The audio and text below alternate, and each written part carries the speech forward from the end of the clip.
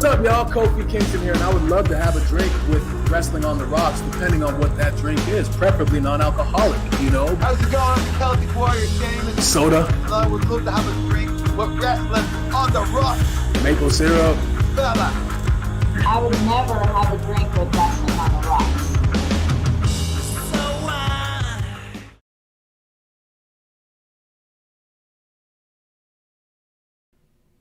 Welcome to Wrestling on the Rocks, where every show is our first show, which includes the last show of the year.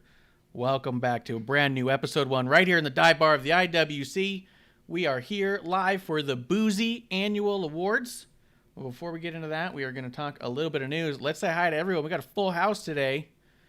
Let's start with some hellos. You guys look frozen to me. Are you guys... We're waiting. You guys aren't even moving. It's alarming. Let's start with the mannequin challenge. It's the mannequin challenge. There we go.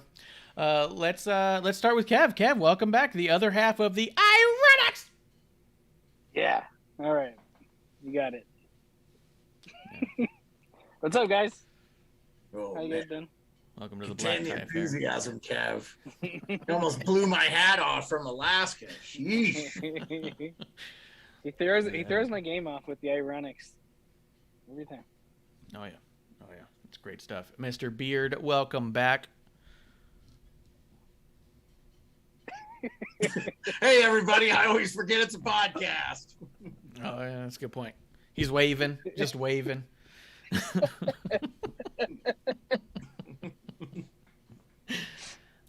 wind and from with that us, wave almost knocked my head off. Yeah. Arizona. And with us today to close out the year on a low note, we got Bishop from Terrible Wrestling Takes. Of course, yes. I am back once again for episode 1. We got Bishop from Terrible Wrestling Oh, Takes. sorry, guys. That's my bad. Bishop, Is this episode 1? This is just episode 1. Everybody relax. Okay, all right, no worries. We'll figure it out. I'll be here Everybody now. calm down. I'm Bishop from the Terrible Wrestling Takes podcast at TW Takes Podcast on Twitter, twtakespodcast.com to find all audio platforms, and go check out twtakespodcast.com/twts.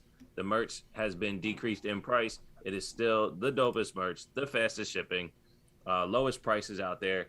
I'm rocking the Last Kickin' Orange right now. You can see the 5 colors behind me if you head over to Twitch, YouTube/Wrestling on the Rocks.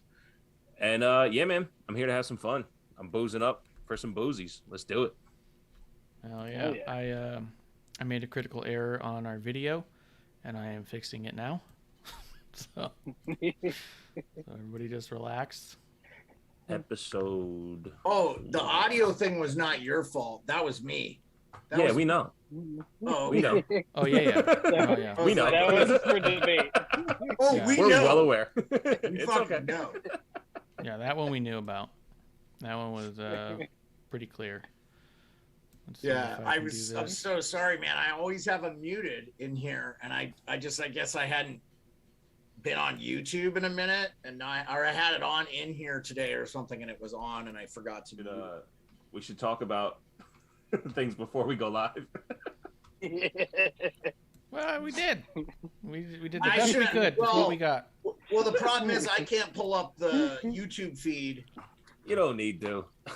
No, I can't pull up the YouTube feed. I mean, I don't need it, but if Oh, he you know wants what? I want the preview- Twitch one. Yeah, I don't want this shit. I want the Twitch one. There we go. There we go. Now everyone's video's fixed.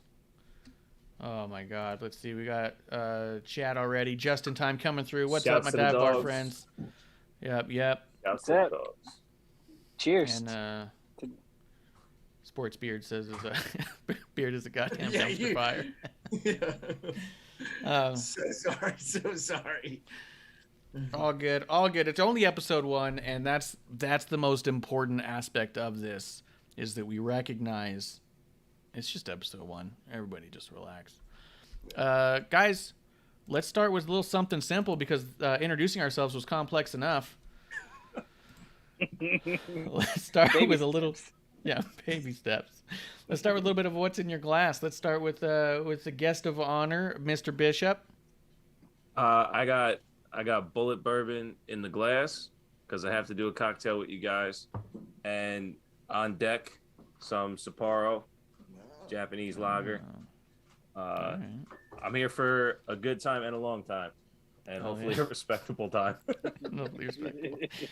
Bishop, he's coming in classy. That's all class. That was class. That's me all the way. Let's go with Kevlar. What's in your glass, man? Drinking some Slain Irish whiskey. Oh, dude, that one's so good. Did I give you that? It is good. Yeah, I think so. God, it's so good. Yeah, that's one of my favorite Irish whiskeys. It drinks like a scotch. It's so flavorful. Mm-hmm. Oh, jeez. Also, Kev, class. Like, all class. Meanwhile, Tommy It's a Wilson- special night. Yeah. Oh, dude, class, man. I feel underdressed and underserved. Beard Sports, what's in your glass, man? What do you got? Oh, I'm doing the Terramana Paloma.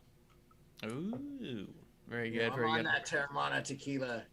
It's like 40 fucking degrees here in Alaska today, so it's like a 35-degree weather change. So I'm running around in shorts. It's warm. Nice. Freaking heat Nice. wave in December. How can we be so lucky? It's all the way up to 40s. What was I spoke up. News? Episode 1, baby. I feel like I get to just the woke news. up. Just woke up. Oh, we finally just got we found Zoa in a few stores now locally, but we just finally found the first one that has the lemon lime one. I'm holding on to it for when I get another bottle of Terramana to make the old Terra Margarita. Zoa, what was the Zoa again? Refresh my memory. It's the energy drink that The Rock has. Oh yeah, okay. Yeah. So you're gonna do like a Red Bull and vodka, but like a Rocks energy drink and tequila. Yeah. I wonder how it is. Have you had it before? It's I have fantastic. Oh, Bishop has had it. What do you call it? Terramana Rita Yeah. or Terramana Zoa Rita. Rita. Zoa No, Rita. Zoa Rita. I think that's what The Rock calls it. The Zoa Rita. Wait, Oh. he acknowledged it? Yeah. Yeah. When the fuck did he acknowledge it? Because I made it up on our show. Is The Rock a listener? No. Does he he's not drink a with us? listener. And no, you didn't make it up because The Rock literally created both, and his favorite thing to drink is fucking margaritas. So No, I made it up on our show. It was on episode 1. I think The Rock drinks with us, dude. Dwayne better not be drinking his margaritas frozen. That's all. Hey, all I'll say is, if he is watching this, send us as much of this goddamn Terramana as we can drink for free. That is a I great would addicted point. really to it. fucking appreciate it when it's 80 degrees in the summer and I'm out on my paddleboard. I'll sell the shit out of that Terramana for you, Rock. Send me all I can drink. I think that's what he's missing, an Alaskan sponsorship. Yes. Oh, man. Yes, he does not have that. I'll give 110% to that sponsorship. I'll tell you that right now. I will fucking endorse that product on the hour if I had so. Marsh, did you get the Amazon deal that I sent you? I saw it. I did not get the chance to jump on it, but I think producer lady may have. So we'll see how it goes. But I was Nice. really excited about it. I wanted it. I am doing reverse of what Bishop's doing. I'm starting with the beer, and I'm moving to hard liquor after that. I got Oh, Peter's. This is Peter's brand classics. It's Dutch style Pilsner, made in Germany. We found these at fucking Trader Joe's for $1 a can. It's fucking huge, dude, and it's so good. And then after that, I'm moving over That's to what she Kraken. said. Kraken Attacks Arizona is our next up. you know, beer before liquor, never sicker, man. I wouldn't fucking go that route. I drink that beer after I drink that black rum shit or whatever that is. Oh, I can just see your bile now. No, that's what I live off of. That's what my blood is. Well, you haven't shit yourself since you go on keto, right? At least Good not on point. air. Good point. That's a good point. Or maybe it's just a different mic. It doesn't pick it up as well anymore. No more 40-yard dash to the bathroom. It's still one of my favorite I lines see to that Clump. shit tonight. And Clump said he could outrun me, and I was like, Clump, you can't outrun your own shits. It's still one of my highlights. Grim Reaper coming through the chat saying hello. Now, guys, before we hit up the Boozie Awards with our master of ceremonies, the Beard himself, which I'm excited to do to break down our highlight reel of the years, we would be a little remiss if we missed the news about the Miss. Just took place just a couple hours ago. Toni Storm released from WWE. However, the thing that people were very, very clear about, because I noticed the go-to source for releases at this point, for whatever reason, happens to be Sean Ross Sapp, which I would hope that he hates the fact that that's what he's known for. But I don't know him, so who knows? But that is what he's known for at this point. So I heard someone say something about it, so I went to his thing. I don't follow him, so I went to look to see his top tweet. And what he said was that Toni Storm was gone from the WWE, and he reached out to the company, and they validated it. They said, yeah, that's true. She's no longer with the company. But I noticed that the way he worded it, gone from the WWE, was so much different than every time anything comes out in those mass releases or anything like that. It wasn't even like a come to terms with or unable to sign. Something was up and seemed weird. The only thing I've seen come through, and then we'll see what you guys think about it, is that she reportedly requested her release and they granted it. Kind of wild to me. I'm super bummed about it. I actually have to update my list because she's on my list, I think, twice. She was on my list once, but yeah, I always put an alternate in there. You never know what's going to happen. It's true. Card subject to change. Let's start with Bishop on this one. Bishop, what do you think about Toni Storm being reportedly asking for a release and being granted it? Well, that's the thing. If she asked for it and it was granted, I mean, I can't say selfish of me, like, it sucks, I wish she was still in WWE, but I mean, we can rattle off the dream matches. I mean, Marsh, me and you did it last week on my show. We talked about what we would like to see. You know, could you imagine her against Bayley, her against Becky, and then just name anyone else? Fucking Asuka, Toni Storm Asuka match, are you kidding me? Like, all that stuff that we're, quote, robbed of, but we're not, because in the context, if this is Toni requesting her release and it being granted, then hey, good on all parties.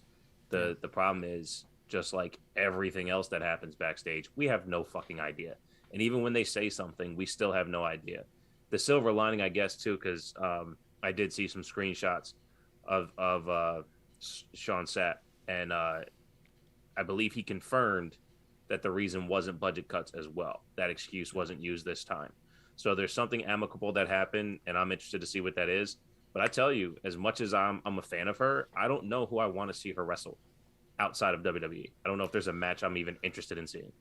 That's a good point. We'll go to Kev, and then I have a question for Beard specifically on this topic. Kev, what do you think about it? Pretty much, yeah, same exact thing. You know, it sucks, and you know, you don't want to be selfish and say this is bullshit and stuff like that. If she wanted to go, you know, either pursue other adventures or, you know, be closer to family, you know, whatever the reasons, like, you know, we wish you the best, and hopefully we see you down the road. Yeah, we 100% do not know the reason. I, as a member of the IWC, have decided that I hate her and will never support her again, because that's what happens when they leave my brand or product. Then I hate them forever. No, actually, to be realistic though, this really bummed me out because Toni Storm's one of the, before even this big indie boom years ago, there was a few indie talent that I, for whatever reason, caught a glimpse of. I want to say even before I was on Twitter, maybe through Instagram, maybe through a web thing, but I came across her in some of her matches. I remember thinking, she's a star. This is crazy. How is she not in the United States? I remember when they created NXT UK and then they announced they were going to have a women's division with NXT UK Championship. My first thought was actually like, oh, they're doing this for Toni Storm because she's too big of a star to not be a champion in the UK. She's got too much it factor. So she's one of the ones I've been following since before she even came through the Mae Young Classic, which I can't say about many talent. I'm not one of those, I know everything that's happening on the indies type. I'm not one of those hipsters with my wrestling where I know everybody. I came across her and thought there's a big it factor here. So every step of her career on the way to where we're at right now was very exciting for me to see her getting her chance to shine on a big platform. So I'm really bummed out but really happy that she got the thing that she asked for. Beard, I want to know from your perspective, you didn't get to see her at all up until she got drafted up to SmackDown. So basically starting Survivor Series is really when you got to see her. And maybe one or two promos before that. What did you think about her, what you did see? Well, I'll be honest with you. I knew you were excited about her.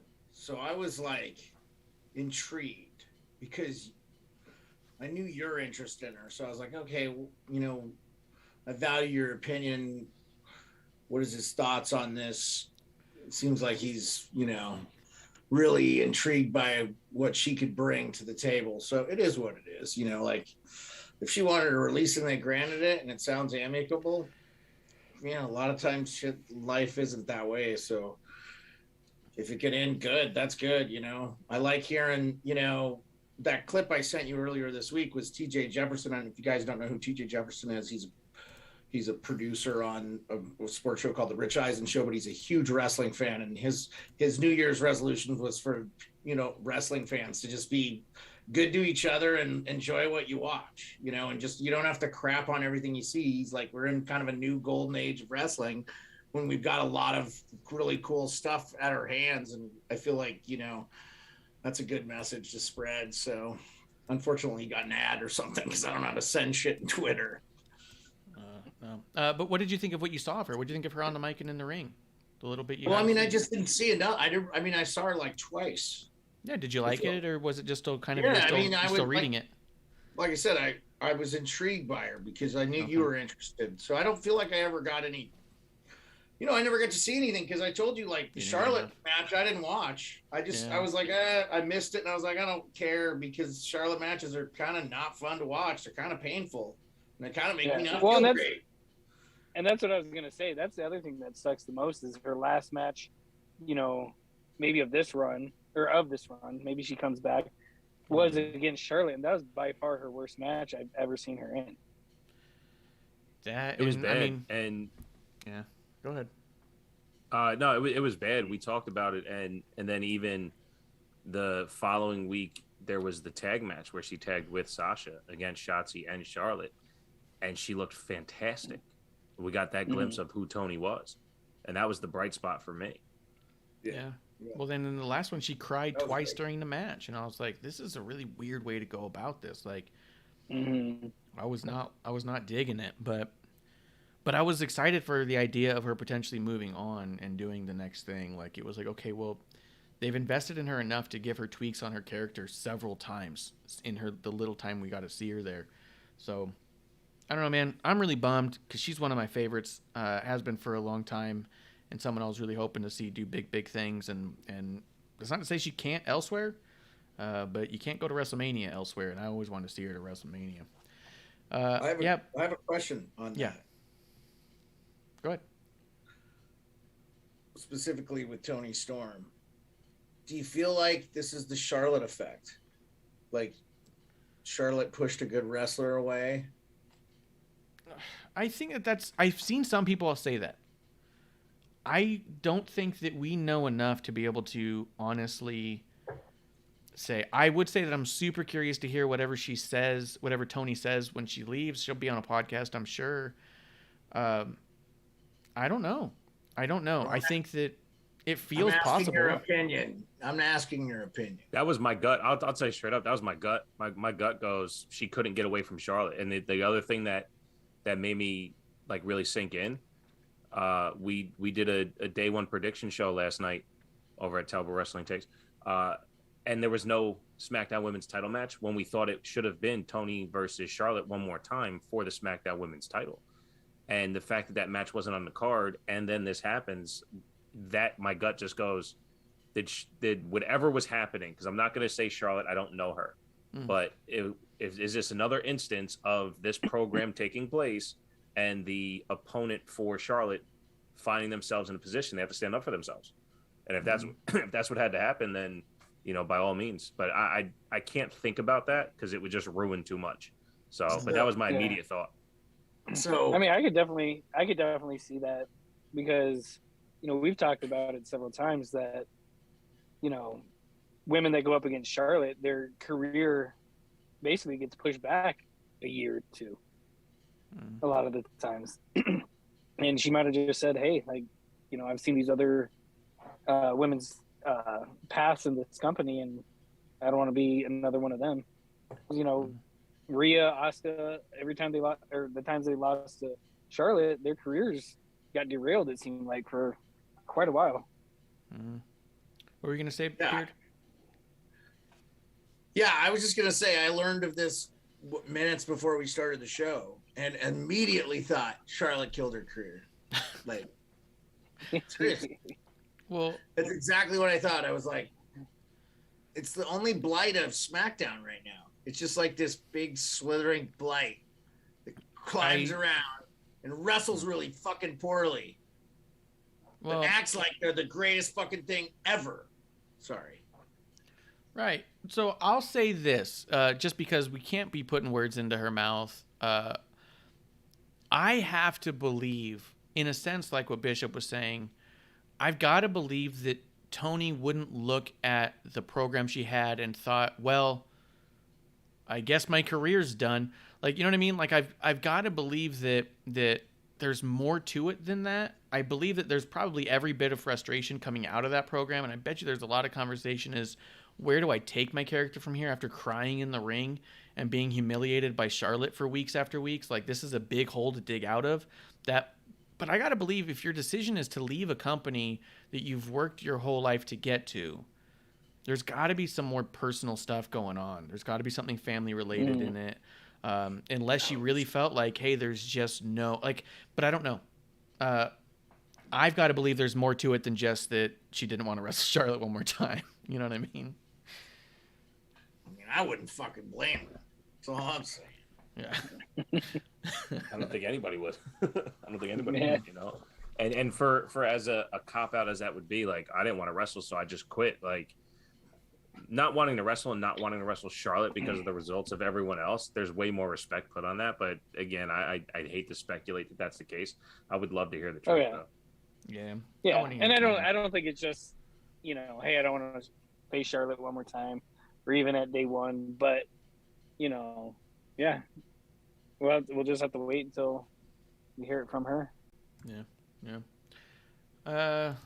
Yeah, and then the other bit of news, I guess, really, that we'll just barely touch on was tonight's the last night, or if you're listening on podcast, yesterday was the last night of AEW Dynamite on TNT, and it's moving to TBS. So shout out. If you watch it, make sure you get a whole new cable provider because you're going to need it. So I think if you get It's not that bad.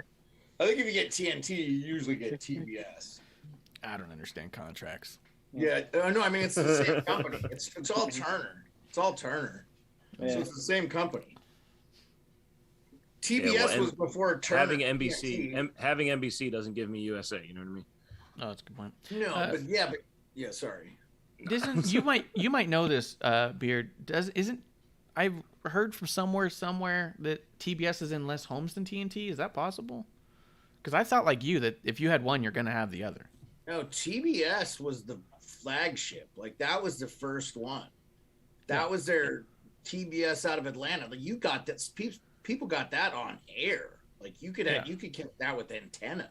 Like it was almost like a Fox before a Fox. But they never got real big because they're just regional like Atlanta. So, but TNT is a sub product of Turner, and TBS was Turner's first project. Ted Turner being the guy that started Turner Media and all that. Billionaire Ted. Yeah. But that's what I mean. Like, if you have one, you probably have the other, right? Like, this isn't one of those things. I've never not, when I've had cable, when you get the basic, you get both. I've never seen them split ever. Not one time. Okay. Unless it is still on antenna in Well, that means more Atlanta people will and get Georgia. more people will get TBS on antenna. Yeah. I think TBS does still broadcast digitally, like in the Southeast. So, yeah, like, I'm sure they do real well with wrestling demographics too in the Southeast. Just saying. Yeah, could be. TBS has 90 million households, Okay. and TNT is 89 million. Okay. So it's lateral. Pretty It's close. basically the same. Okay. Like Well, very that's small difference. And 1 million. that's an idiot Google search. That's not even. I mean, but that's honestly more work than wrestling journalists do. So good point. You Sorry, fact Marsh. checked. Sorry, Marsh. You fact check. I make it up. Actually, I did fact check. Yeah, I just make it up. That's works But for me. it's cool to speculate now and call it fucking No, it's news. not. It's fucking annoying. It is. That's what CNN and Fox News do. Then NBC and Lick My Balls AON and this one, then that one. They all fucking speculate. So That's a Yeah, hell all of a show. editorialized for you. Yeah, I make it up, and that works for me. I'm a journalist now. Well, guys, I got nothing else. If you guys want to get into it, we get into the boozies and hand the show back over to the MC of the night. Are you guys all right with that? Anything you need to throw in? Can we do one? Okay, everyone's I got got one. something. I All see. right, everyone's got something. Let's one at a time. Let's start with Kev. What do you got, Kev? I know he wasn't in the wrestling community, That was mine. but too. John Madden passed away Oh, yesterday, Oh yeah. which was crazy. That's I know WWE tried to get him to be a guest commentator on Mhm. WrestleMania several times, and he never accepted, obviously. Yeah. But just an icon here in America. Yeah, so there's a tears in my beers to him, and There was a time in the 90s where everybody had a Bill Clinton and everybody had a John Madden impression. Yeah. And I think that's the level of American icon he was. He wasn't just the video game guy. He wasn't just a broadcaster. And they even talked about it today in celebrating him, how there's a generation that had no clue he was a commentator because they just know him from the video games. There's Super a Bowl winning generation. coach. Well, that's what I mean. That's my generation, our generation. We didn't know he coached. We just knew him as the commentator. And for him to last as long as he did as an American presence is so fucking awesome. So, yes. Yeah. What do you Cheers got, to John Madden. Thank you, sir. So I'll say this about John Madden. Yeah. He made football simple for everybody. And he didn't make you feel dumb if you didn't know it. He was the best ever That's what I was. guy in the history of sports broadcasting. There's never been a better color guy than John Madden. And I loved hearing him do Summerall and Madden. Pat Summerall used to do the New York Football Giants, my team's games, the voice of God, like Harry Callis, who did the Eagles, like voice of God, Bob Shepard for the Yankees. Yeah, I mean, He's the voice of just God. like you're not wrong. That guy was a classic. Vin Scully for the Doyers, Los Doyers. I mean, there's a lot of good ones. John Madden was the greatest color guy ever, and he just made football easy. And he just made it easy, and he made it enjoyable. And the video game is the video game. I love it. I still play it. I get it every year. I don't know why people are crying. Shit, I remember when it was like, now they look real and shit. I mean, I don't know what the hell you want. I don't know what the hell you want. More game modes. Okay. You need I don't know. You need to have sex with a football player or something. I don't know. Is there a game mode? I don't know. It's just like, give me a break, man. Like, everyone wants to cry about how shitty shit is. Go back and fucking play Atari, you cry fucking baby bitches. And you'd be going right back. You'd be like, oh God, please let me go back to the punch stand. Like, go play you some fucking adventure. Your little dot moving around the screen. It's way better. Cheers, John Madden. Yeah, cheers to John Madden. I was thinking about it when someone mentioned that he passed away, and someone talked about how a criticism he received was that he talked too simply, like the audience didn't know the rules. And when I thought about it, I was like, I'm pretty sure he's the reason I know the rules. I think he taught me what the rules were. Like, oh yeah. As a kid watching him on Monday Night Football, a lot of it, he broke it down and was like, okay, that makes sense, and I loved it. Loved, him, like I said, on Monday Night Football, and a guy I know actually played under him and said that, that he was one of the nicest guys ever, and cared about all his players and stuff, and yeah, just it sucks. It's just crazy the timing right after, because they came out with a documentary. I think it was last week. The night before. Christmas Day, I think. It came Oh, out. was Oh, it yeah, Christmas? it was Saturday. Yeah, it was He Saturday. died like the next day. It's Yeah, crazy, it dude. I'll say this too. Like, he's in the Hall of Fame for being a coach, Super Bowl winning coach. He has the highest win percentage of all the coaches in NFL history. Like, it's incredible. I mean, the guy was also a football genius, And like you said, and I think what a lot of people forget about him is he would not fly. He was afraid to fly. He did not fly. Like he flew once and he was like, never again. He got like anxiety attack, was like, wanted to jump out of the plane in flight. So he was like, I ain't doing that anymore. And he notoriously drove. And so he met everybody in America and he meets all these people. And so he just like, he knew how to talk to people in America because he went through it. You know, he wasn't on social media. He was driving through the country and meeting people at diners and stuff. And that, I mean, that sort of perspective, no one will ever have that again. I mean, I know Tony Kornheiser didn't fly and he did Monday Night Football for a while. He's not doing it anymore, but he's the Washington Post sports writer, longtime sports writer and radio host on ESPN, blah, blah, blah. But anyway, with Madden, you know, like that sort of perspective, I don't think we'll ever see again. We're lucky we had him. And every time I hear Troy Aikman's like Moto Boy drone, I just cry that Madden's not on anymore. You know. Yeah. Well, no one's worse than Joe Buck. Ugh. All right. Let's rein it in. Anyways. So we talked about the Madden. Bishop, you said you're going to bring up Madden too. Beard. Yeah. Did you have one more thing you wanted to hit before we did the show? Yeah. The awards? I just wanted to ask if you guys saw X-Pac talking about Liv Morgan. I thought that was really cool, and I didn't. You know, they're bringing him back. He's kind of like he was wearing a D-Generation X, and he was on. I saw he said he was ready. I saw he said he was physically ready to wrestle in 2022. Yeah. I didn't see that he talked about Liv Morgan. I didn't watch the interview on the bump. I just saw a response over him saying he was going to be ring ready in 2022. So she was on when he was talking about her. And she was wearing glasses and she teared up. It was pretty cool, man. I thought it was a cool moment. Sorry. They have a really big connection, the two of them. Liv Morgan always looked up to him in a lot of ways because he was always the underdog, and she's always felt that way. They've had an interaction before. It was, I believe, right before Money in the Bank. He was on, and so was she, and he told her that it was her time and that she's earned this, and she needs to go out there and just grab it and all that stuff. And she got really teary then too, because here's one of her heroes, someone she's looked up to, who believes in her on a big level, that it doesn't fall on deaf ears for someone like her or him. So I'm glad that they actually got them back together on the bump, because they do have a connection that I think is really, I think it's special, and I think it's cool, and I think that it's the kind of thing that we as fans should get a little bit of a peek of, you know. But yeah, he said that he's going to be ring ready. I believe the words were that he was cleared to wrestle in 2022. So if you ask me, being cleared to wrestle, there's only one company that even bothers clearing someone to wrestle. Right. WWE. Yeah. I will not be that. Plus, because, you know, there's a little bit of a void with Jeff Hardy too, you know, like that's a kind of a bummer. I mean, you guys aren't bummed out a little bit by that, you know? No, there's too many wrestlers on TV. It is what it is. I was a little bummed.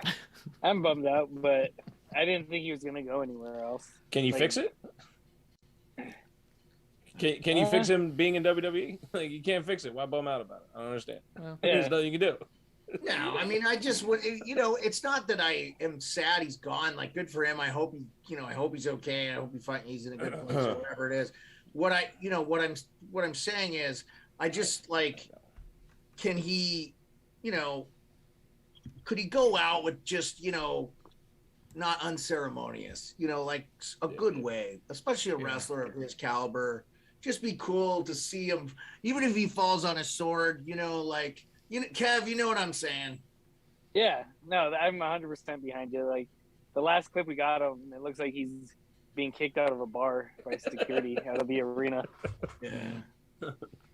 Yeah. That's not a cool image. Yeah. I am excited about the idea of X-Pac coming in and doing some stuff. To be honest, I know you guys weren't watching NXT because Bishop was. When the MSK was on their search for a Sherpa, I was positive it was going to end up being X-Pac. And I was like, oh, this is it. This is how they bring in X-Pac as a mentor and does one match with MSK, and they come out and do the green and black. It's going to be it. It's going to happen. It's going to be dope. And then it turned out being Riddle, and I was all like, oh, well, I guess that's neat. Well, it's They're really gonna have a great fucking match. neat now. Yeah. It's really neat now. They definitely stepped it up, but I was really excited about the idea of X-Pac being back, and I know that he's excited about doing it. So yeah, I'm here for it 100%. He's always been one of my favorites. Do you think it's Rumble? I think it'd be silly to not put him in at least Rumble. Yeah. You know what I mean? If they can bring Carlito back for once. I mean, Carlito was looking pretty good. I'll bring that up again. He was looking real good. Yeah. But like, yeah, if X-Pac's in shape and stuff like that, it just sucks that you would ruin that kind of pop, I think. But that's today's wrestling. What do you mean? Ruin it by not doing the Rumble? No, they ruined their pops by announcing shit a lot of the time beforehand. Well, he's just said that he's ready, and he's been saying it. He said it the last time he was on Bump too. But if we see him in 3 weeks at the Rumble, we're like, oh yeah, he talked about that. Now, if he didn't say anything, and we haven't heard or thought about X-Pac wrestling, then all of a sudden his music hits, like that would have been fucking awesome. Dude, he's been talking about it for a year. It's gonna be great. Yeah, he's been talking about it for a year, man. You know what? You don't enjoy it. We will. Okay. I'll enjoy it, but it ruins the pop. You can find a different way to 12 pop. comes I'll out still pop. And oh yeah, I'm a pop. I'm an X-Pop. Yeah. Don't pop your X. Lunar's in the chat saying, cheers, everyone. Bow ties are a nice touch. Cheers to Lunar. Cheers. Black tie affair. Yeah, anything else? Nope. No. That's all I got. I'm ready for the boozies. Let's get into the boozies, guys. The MC of the night, the master of ceremonies, the bearded one, Sports Beard. Blame it all on my roots. I showed up in boots and ruined your black tie affair. Okay, anyway. Thought I would go a little Garth Brooksy on you after that line got dropped earlier in the show there. I almost said it too, but... Yeah, did you? Yeah, Kev and I are on the same wavelength tonight. Well, let's just, without further ado, we're drinking. You're drunk or go home. Superstar storyline you don't want to see anymore. Moment of the year, gentlemen. Introduce yourself and tell me what you want to see or not see anymore. Pitch it to one of us. Pitch it to one of us. Just say Ref Marsh.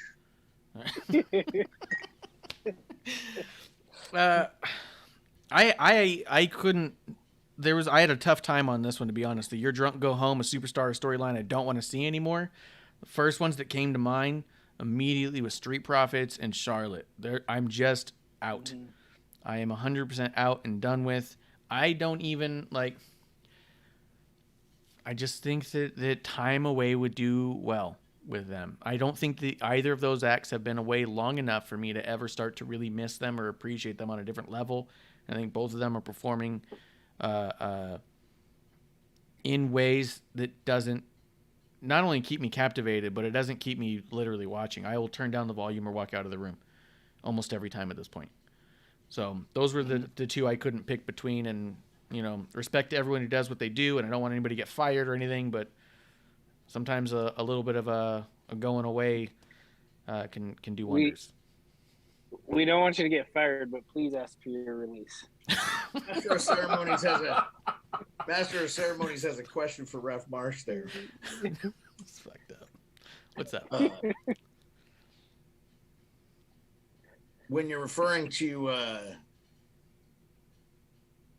the Street Profits, did they not just wrestle the Mysterios? They did. I thought that was a great match. They're decent in ring. They're good in ring. Yeah, and I don't mind the Street Profits. I'm surprised to hear you say that. Now, Charlotte would, don't let the fucking door hit you on the ass on your way out. The Street Profits are Charlotte 5 less years worth. They do the same thing every time, and there's exhaustion with what they do. And the Bushwhackers. They're the Bushwhackers. Well, that's the thing. They're also without being cool. Right. They don't lick anybody's face. They've hugged a baby once, but no. I mean, look, I agree. If you want me to jump into my side of this, picking it, I had Street Profits, I had Charlotte, I had Drew McIntyre, but then I realized I already don't watch them anymore. So that doesn't even count because I've already executed that in my stance. But I put the Miz's comedy. I don't need him to be funny anymore. I don't need what him and John Morrison did. He has such a legacy. He's been doing this for too long, and even to his I've been underlooked and all that shit, dude. You've been doing this fucking 20 years, man. Like, he's actually been really good over the last 5 years in ring, and do that. So all that other goofy shit that he does, like, you know, even my hand goes up, mouth goes shut. Get rid of the gimmicks, man. Like, do some Edge style shit where you go, I am a Hall of Famer, and I'm going to show you why. And so the Miz's comedy is my drunk go home. I don't need that shit no more. Put you in a taxi, get the fuck out of here. Can I just because Beard asked me a question, I didn't get a fully answer, and then I want to make a quick comment on that. The ultimate thing about Street Profits, they're good in ring. Their characters, I find, as their presence is so hyper annoying to me. That's why I say, like, go away and come back. To me, it's give me a break from your character, come back, because there's nothing wrong with you in ring. You know what I mean? Maybe tweak up some of that psychology. Some of the weird stuff that they were doing in ring, like when Montez was looking at Dominic and starts going like, la, la, la, la, la, and you're like, okay, that's not a intimidating thing. Like, what are you doing? Like, just stop, reinvent yourself a little bit, and come back fresh. Trying to be The Rock. Yeah, I thought they were having fun. I thought it was two baby faces against two baby faces. I thought it was a great match, actually. Well, I boo them. They're heels in my house. Well, see, when I was watching it, for the first time, and it might have been just the way the Montez was dressed a little different, I think, or like you said, the tongue thing. But I think this might be the beginning of the end for the Street Profits. For whatever reason, like watching that match, I thought Montez was going to turn on Dawkins. Oh. Or like they're going to lose and he's going to get pissed off. You think it's going to happen at day one? It might. Oh. Yeah. But it's just like I said, Montez is looking different. His feel's a little bit different, and I could be way off. But that'd be cool. It had me a little intrigued with the Street Profits. So I was like, all right, if they do that, I'm intrigued. If not, then yeah. Yeah, that could make all the difference. That could refresh them. I agree, though, with you real quick, Bishop. The idea of Miz's comedy, I think, is completely unnecessary at this point because it comes off as super inauthentic. Like you said, it's been 20 years. You've main evented WrestleMania. You've got multiple championships. You were champion last year, and you still want to cry and boo-hoo about some of this stuff. Yeah, this year. So, like, yeah, I think it doesn't come off as authentic, and I wish he would bring in that kind of grit that Edge has when he does cut his promos. I agree 1,000% on that. My apologies. Yeah, I do too. I give the show back over. Go ahead, Kev. Oh, my award easily went to Charlotte just because. Yeah. They need once again, Kev. Oh, fucking run, buddy. Kev is the winner. Wait, this is a contest? We need the best answer? This is bullshit. Yeah, no. I just made it a contest.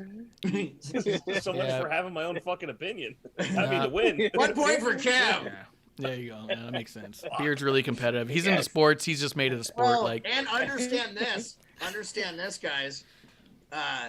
I haven't gotten 5 years of too much Miz because I wasn't here for 5 years. I wasn't here for 15 years. So like, I mean, I know what the Miz is doing. He's a fucking marketing genius, and he's gonna do everything he can to sell his little brand with his reality shows and his dance competitions and whatever. And that guy's gonna survive a long life after wrestling. I like him as management at some point. He's good. He could do, but that guy's good for the wrestling business, I think, because he can bring over crossover fans and stuff. And I'm telling you, man, like I talk to a lot of young kids because the hockey community I'm involved with online, and I ask them, you like wrestling? Like, are you into it? And most of them are like, they just don't, like, if they're not fucking intrigued, they'll move on to the next fortnight. So like, like if we're wanting to grow this entertainment, we wanting to see it flourish, like we got to be asking ourselves these questions, like what's going to bring these casuals back? Yeah. And somebody like the Miz could do it. So I feel like I have a good reason why I don't like what Bishop said, and you partially said Charlotte. But you said the Street Profits, which I disagree with. But again, I haven't But gotten see- an overabundance of the Street Profits. Yeah, but you're a host, not a moderator. Well, I am now. Both now. You see fucking But see, the Stimpy thing behind me with the 45. Don't fuck with me, Bishop. Yeah, you just got a -1 see- now. Now there's a new over/under. Yeah. Negative 5,000, Connery. This is around the horn. Just start muting people. Yeah. Bullshit. But The show but see, the sucks. thing, yeah, No wonder why but there's see, only the thing one that- episode. right? But the thing that gets to me is like, and I agree with the Miz, the comedy part of Miz. Yes. Yeah. The Street Profits character. Yes. I think the reason why hands down it's Charlotte this year is because both like across the board it's declining with her, and like it's before it was hey, Charlotte's a good athlete. Now she's looking so sloppy in the ring, and yeah, it's just her promos, everything gimmick, just go. I'd almost rather get stabbed in the eye with a needle than watch a Charlotte match at this point. Like, that's where I'm at with her. Like, ugh, it's painful. And I just want to just highlight the fact that this is coming from like a really new viewer. Like 6 months ago, you'd never seen Charlotte at all. Right. Yeah, And in no, 6 it's months' terrible. time, you've been like just so disenfranchised by her. Like, Oh, it's off. It's so noticeable to like I consider myself an amateur, a novice wrestling fan. Same. So like, when I can physically notice they're fucking up the moves, it doesn't look right in my head because I'm a very good visual person. I can probably describe what I see better than I can ever write or blah blah blah. Anything like if you read it to me, or I just visually see it. So you know what right looks like, right? You know when you see Stone Cold get tombstoned by Owen Hart, something's wrong. Because like he looks like he's pooping Stone Cold's head out his ass. Like he's got him positioned wrong. You can tell the move is wrong, right? When you see guys get hurt in the ring, you're like, oh, You can also gauge it from the crowd too, right? Because they're seeing it and they go. But like I'm saying, like I don't want to get too far off the rails. I just no, it's good. No, it's good. No, it's a really good point. it's noticeable. Man, like you see well, what that right- was my thing. The only reason why I didn't pick her is that it's been so obvious for so long that I was even out before you jumped back in, Beard. It's been such a thing for me, and I'm so glad that we'll talk about the better wrestler later because I've been saying it for fucking 6 years. So. And how cool is that too when you think about it? Because this is the most negative thing we have on here. So to put a bow on the negative conversations as we move forward, how cool is it that the only thing we unanimously agree on about Charlotte is that we don't have redeeming factors, but all the other stuff that we were saying about the other things that we don't like at all were tweaks on characters that exist. Like I would like to see Street Profits presented different. You want to see Miz get a little bit more serious. You know what I mean? Yeah. Like even the stuff we don't like, we still like. You know what I mean? Most of the time. Why Kev is the winner. That's why Kev is the winner. Next category. Got me buzzing a match storyline you want to hear, you want to see next year. Something that got you buzzing. That's shitty ass writing from Ref Marsh. And I'm going to throw it to Kev as he drinks from that candle wax. That was me that did that. Don't blame it on Marsh. But anyways. He wrote it. Yeah. Anyways, I was just doing at first I was trying to think of matches I want to see or storylines, but when I thought about it, the best thing that I've been wanting to see for a while, obviously, is a nice stable. So I was thinking a stable with Sheamus, Ridge Holland, Drew McIntyre, and maybe like a Sammy would be fucking awesome. Oh yeah, I would be in. You could put Cesaro back in there too. Leads that stable? You know who leads that I was stable thinking on the Cesaro microphone? too. You know who leads that stable on the microphone? Pat McAfee. Yeah, there you go. All Irish. Oh All my Irish. God. I'm so in. He won't do it, though. I won't do it. We talked about that one last week. No. I would be fucking so in, though. That would be the fucking Dude, Bishop's Bishop. About if they, Beard just goes, I don't need to hear about anybody if else. Win again on Kev. Yeah. No, I No, won. I'm I not said going to do that. McAfee. I want to win. give everybody a fair opportunity. Although Kev and I have been on the same wavelength all night. I don't know what it is. It's good. It's good. We were thinking a But lot. yeah, and think about it, if McAfee does like lead it. Think about if they call it something about the Horsemen or something, since he played on the Colts. Yeah. That'd be cool. Oh, yeah. Well, I was gonna say Stallions, Baron Corbin Irish also Coltsman. was like his roommate in the Yeah. NFL for a minute. So, Yeah. He doesn't So need help. Though. yeah, I don't like he could be part of that team too. You could probably, I don't know. I mean, but yes, yeah. I mean, they don't have him Irish. But I was just thinking like they'd almost be like the Irish mob, like just bad motherfuckers that'll beat everyone up. Like we So- need that. Let me give you I wanna- one other small example of why I like that, because honestly, the Ridge Holland, he's from England. English and Irish don't fucking like each other. So it's like, oh yeah, it's like, oh we're fucking best friends. No, you fucking aren't, and everybody Just make knows him the it. UK So Express. I actually fucking hate those two together right now. But if you threw the fucking goat Drew McIntyre in there, I'm all in. Man. I really love that one. Is that the clip you were looking for, Rev Marsh? Dude, if Is that helping if the they show go- or hurting the show? If Go they ahead, go Chris. McAfee's UK Express, I'm down with it. I'm down with it. That's what you It's want? everyone from the UK. Fucking You bring want them all in there. McAfee's UK, that you want the same ideas, Kev? For Well, your no, next? but I'm just piggybacking Yeah. off of his This is- idea for right now. I have something different. Well, tell us what you'd like to see next year. When Edge won the Royal Rumble, he showed up on NXT and stood right in front of Finn Balor and was like, maybe I'll challenge you for the NXT championship. And my antennas went off. The siren was going off. I was going fucking nuts. Because I didn't know I wanted it until I saw it. And this Edge character is so fucking good that he makes everything interesting. I mean, when him and The Miz faced off, I was like, wow, I didn't know I needed this. I like But it.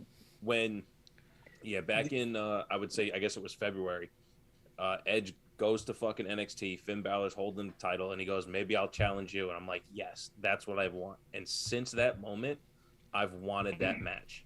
I want that story. And Finn Balor has found his way on the main roster to not feel as important as he has in NXT, no matter what has happened to him. So, I mean, him versus Edge would just be fucking awesome. I agree with you about Finn Balor too, because I could see like Edge just kind of like final like sail off as a match against like him, like say he's the demon character. I'm always gonna throw that in because I love that character. That's what I was gonna say, like a Brood Edge versus a Demon Finn. That'd be pretty awesome. That would be so cool to be like. But yeah, even just straight up head to head, like that'd be an amazing match. And yeah, I have no qualms on that. Like that'd be fucking awesome. Because we believe Edge has got what, 3 more matches or something left on his as many deal? as he wants. I don't care. Oh 100. no! I know. I thought it was like reported that he only had like 3 more matches. Something like I know Goldberg has 1 more match. Goldberg was on McAfee, by the way. And that was something we didn't talk about, but you know he has 1 more match left right now on his current deal with WWE. I loved his match against Lashley actually at Crown Jewel. That's the only thing I can remember from that pay-per-view, honestly. But no, that's crazy. Ref Marsh, what's your for next year that you'd like to see? Couple things. If McAfee runs a stable because he is a punter, I would call them the shit kickers. But secondary. I'll not do that though because it's that would be fucking cool as shit.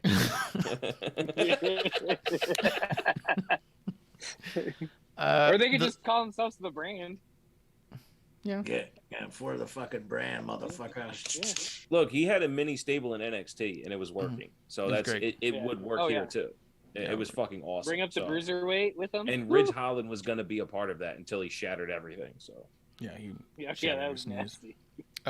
So originally I had Becky and Tony, because Becky Lynch and Tony Storm was a dream match I've had for a long time. They've always talked a little bit of shit on each other. They've always talked about their respect for each other, and the idea of the two of them going back and forth. And Becky, I was hoping we'd get to a Becky Tony thing by Mania next year. I didn't think this year, but I thought like maybe 2023 we could have Tony Becky. That's you're not going to saying happen.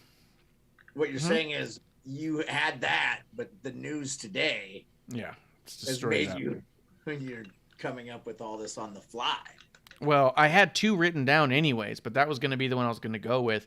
The second one I have is still possible, still a dream match, and still reported by Pat McAfee himself. Big E versus Goldberg I want Goldberg to show up either at day 1 or win the Royal Rumble because he's a fan favorite and everybody needs to see Goldberg win the Royal Rumble. Everyone knows he can. He's the baddest motherfucker on the planet. He's like Mike Tyson in that ring. And he should just stand there, be number 1, and throw everyone hip toss him over the whole thing in the most boring. And like, remember Shayna in the Elimination Chamber? Do that with Goldberg, but in the Royal Rumble. Just, you know? And then. Ding, ding, ding, ding, ding, ding, ding. Ref Marsh is the winner. Ref Marsh is the winner. Fucking 8-minute elimination chamber match. Yeah. I'm all for.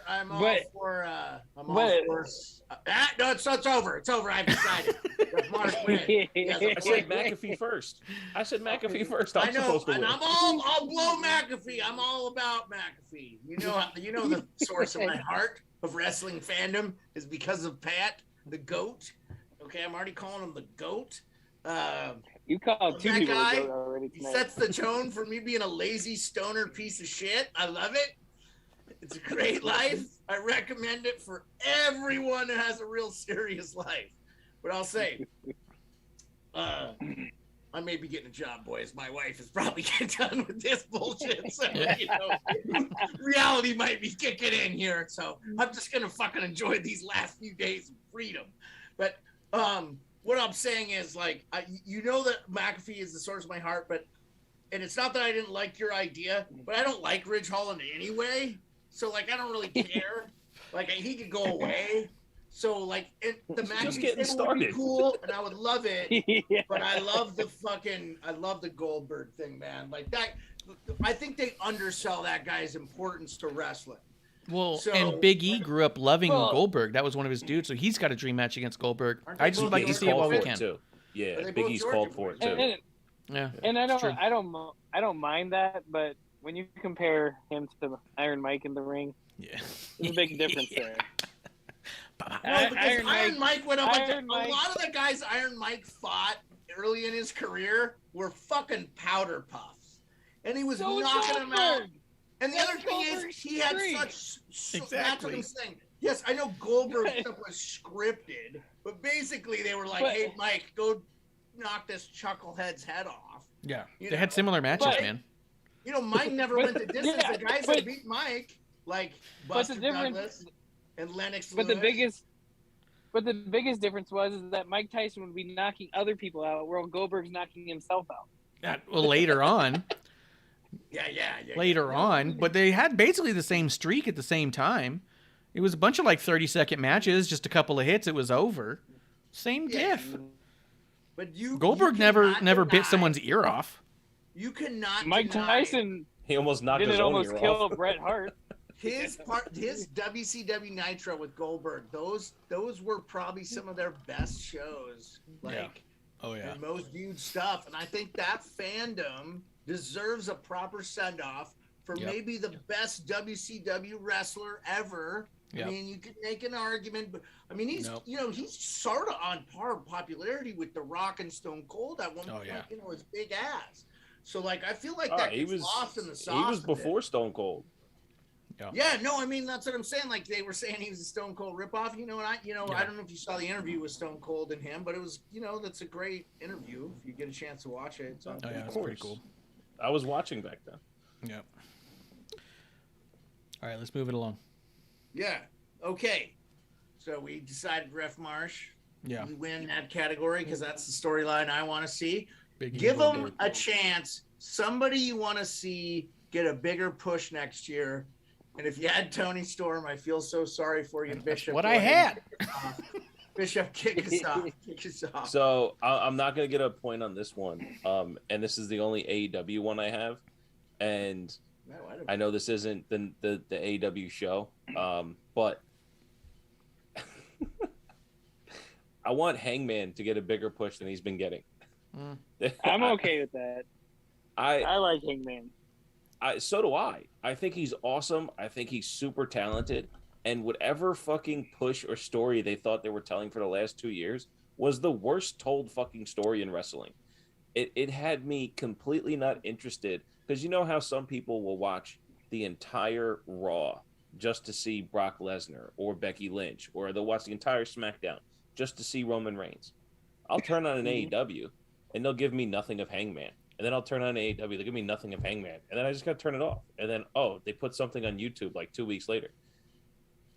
This is a bigger indictment on AEW's inability to be awesome, but I want Hangman to get a proper, good push. Now, I don't use push on my show, the Terrible Wrestling Takes Podcast, TWTakesPodcast.com for all platforms, because wrestling terms, I'm not in the wrestling business. I'm just an asshole with a microphone. But Aren't we if Hangman had a real push, then we can see his proper talent at all times, not just some weak-ass 60-minute match every once in a while. Yeah, I kept off NXT and AEW with that on my list, but because AEW would have been you're drunk, go home. We're done with it. No, I'm just kidding. But This is your. I agree 100%. Like Hangman, like they're wasting him. And I hate the term, especially in the wrestling world. I hate the term, he's in his prime or whatever. But dude's fucking good. He's not a spot fest dude. He's not a one-trick pony gimmick. They give more airtime to Orange Cassidy, and I can't stand him. I don't see any kind of, draw towards him. And Hangman's like legitimately good and badass, and they're just not using him. Yeah. And WWE gets a lot of flack for not using this guy, not using that guy, and I think AEW gets a pass because they've had Hangman from the beginning, but they don't use him. They need to. Yeah. Is he a TNA guy or a? No. He's in AEW. He's their current champion. No, but I mean, before he was in Japan. AEW. I know who he is. Japan, yeah, Japan and Ring of Honor. Okay. Was he Ring of Honor too? Yeah, Ring of Honor and Japan were the big ones. Well, even then, my understanding was that when he went to AEW, people thought, that's crazy because he was going to be like the next champ at ROH. So, yeah, I don't know that he had the heights that we would have expected. I think the interesting part of it is that smart move on his point. Was it? Well, I guess now because Ring of Honor's out. But I'll say, Ref Marsh, I'd love to hear more about it. But at this rate, we'll have a 17-hour show because we're only in category 3. So let Kev say what his push you'd like to see next year, and then we'll go to Ref Marsh for his push. But go ahead, Kev. Mine was Ricochet. Like, I love the dude. Extremely talented, and I think he's underutilized. That's it. 100%. Do you watch 2.0 at all? Me? No, Kev. From time to time, yeah. Do you think, because Marsh and I talked about this last week, what do you think Ricochet would look like in 2.0? Just the head guy. Aesthetics and everything. Like, yeah, he'd be the head guy. Like, he'd be the draw. Like, him flipping around that tiny little stadium would be freaking amazing. Yeah. With all the colors and the way the camera moves and everything, I think it's a perfect fit. And they're probably not utilizing it in the right way. So even if, to your point, the bigger push was him going to 2.0, I think what might be the best case scenario. Oh, yeah. Well, let me just say objectively, I'm seeing him as much on WWE right now as I would if he was actually on NXT, because I'm not seeing him. They're not showing him. I haven't seen him. I've seen him. Dude, and the dude, I don't say I've seriously. I can think I've seen him one time, like 6 months. You need to see like his actual matches because he can sell like a motherfucker. Yeah, we you saw put him him against against big dudes, and he's the gauntlet match was awesome. Yeah, that was about Ref Marsh, did you say you had Tony Storm? I had Tony Storm and Ricochet was what I had written down, and now it just seems pointless. So. Yeah, so I actually am gonna go with Bishop. Like, I'm fine with another. I think the AEW being stronger is good for the WWE because the WWE needs to be more innovative. Because shit is fucking boring, and they need to get better. because they're not seeing. I'm not seeing a lot of what I like. They may have a wrestling fan for another 6 months, then I'm just gonna be like, you know what, this shit is fucking boring. It's boring. I'm not seeing anything cool that I like, that I want to see. Give me some goddamn demon or some fucking Undertaker-like character for crying out loud. You know, pay Bray Wyatt like $10 million to come back to WWE and fuck everything up and win it all or something. Do something cool. So I want the AEW to step their game up because I want all the wrestling content to be good out there. So this American art form doesn't like wither away. Yeah. You know. Yep. Yeah. So that's Bishop getting the point. All right. So sorry to see you, the person cut. You're going to miss the most. What a day to have this one. And we got to start with Ref Marsh. Well, I was stuck on Bray Wyatt and Tegan Knox. I'd probably still have to go with Bray, but I would probably replace Tegan with Tony. As much as I love Tegan, I was high on Tony, and I thought you might. Yeah. Same. Bummer. Same. Bray all the way. Yeah, but Bray is such a brilliant mind for everything. Bray's the answer. Yeah, Bray's the answer. I mean, Beard, you just said it, man. Like, you didn't even see the prime of what the Fiend was doing. That whole run of the character and how brilliant it was. And me and Marsh lost our fucking minds at WrestleMania because we watched him get set on fire and try to think, well, how does he rebound from this? And then he has a metamorphosis where he fucking sheds the exoskeleton of the fucking the whole House of Wax. Yeah, like like it was so brilliant on levels. Yeah. And I mean, a mind like Bray, man, that's it still doesn't feel real. Like it just feels like he's on break. It's so cool and inventive too, because you haven't seen it before. The problem that a lot of people have with the wrestling tropes is it's the same shit all the time, and that's new shit. And I like it. It doesn't have to be the same. You don't have to do it like Randy Orton, set him on fire. I said it towards the end of 2020. It's as we're all adults here. We're all similar age, except for Beard. You're old as shit. Yeah, it's true. We watch wrestling, and you get a character like Bray Wyatt, who is absurdly fantasy, absurdly fantasy. But then we believe it. That's when you know this shit is fucking special, and that's why Bray Wyatt will always hurt. It'll always hurt. The Fiend stuff. Yeah. Was so stupid. A buddy of mine, Red Fox, shouts to Red Fox, called him Murder Clown because we had them out in PA. He's a Pennsylvania guy. We had murder clowns, guys in clown costumes killing people, and of course that's not a good thing. What else are you gonna do? But he saw the Fiend and he's like, yeah, the Murder Clown Fiend, and I'm like, yeah, but like you believe it? He goes, yeah, I fucking believe it because like it's weird that you can actually believe something so ridiculous. Not that you believe Randy Orton hit somebody with an RKO, but you believe that this Fiend character is real. It's weird, man. It's awesome.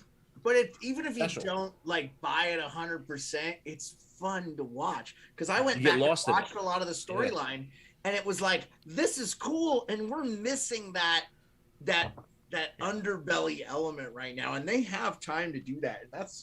That's correct. You both correct. What do you have, Kev? What's your?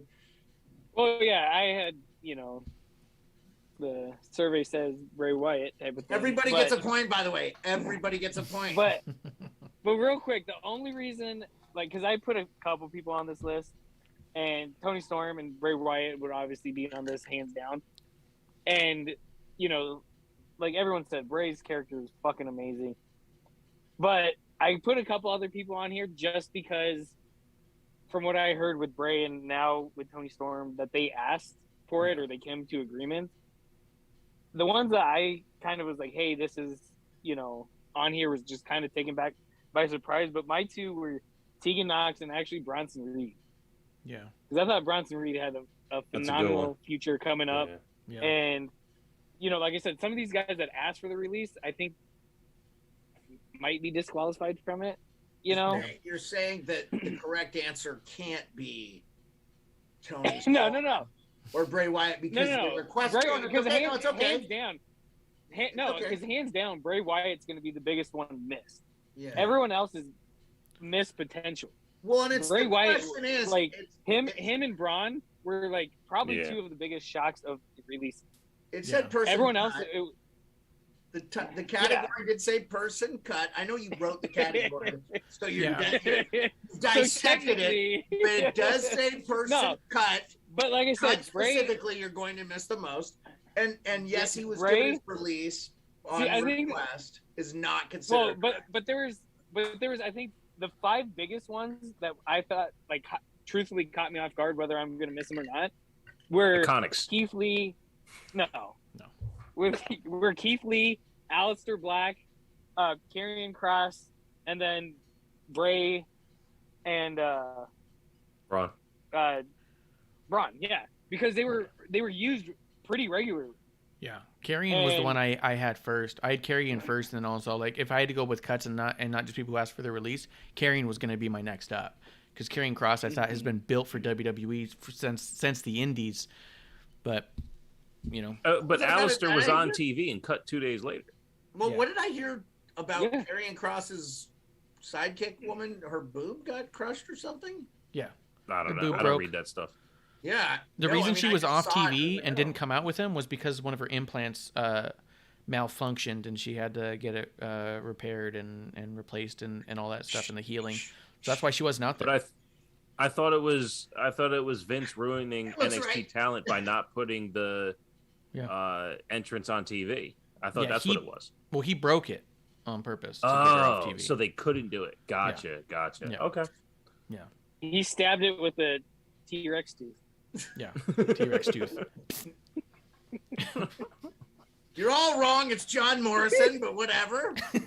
Well, John Morrison, dude. All right, give yourself a point. I was pissed at John Morrison. I wasn't. I love Johnny Cactus. Yeah. He was here in the CLW, the Cactus League, and so that's perfect. like, you should be glad he's cut. He can go CLW. He was Johnny again. Cactus. Well, Yeah. I don't even know if You'll CLW be seeing him quick then, anymore. Kev. Yeah. You might see him standing on the street corner. Soon enough. It's warm enough down there for those guys, right? I imagine all the bums migrate to Arizona. Pretty much. So let us know when you get there. Let's go with depress to impress. The Depress. best year, and I got to admit, guys, I have no fucking idea what that category means. So it says mine says dressed to impress. Yeah. That's what I said. Dressed to impress. Best gear. Are you talking about best costume?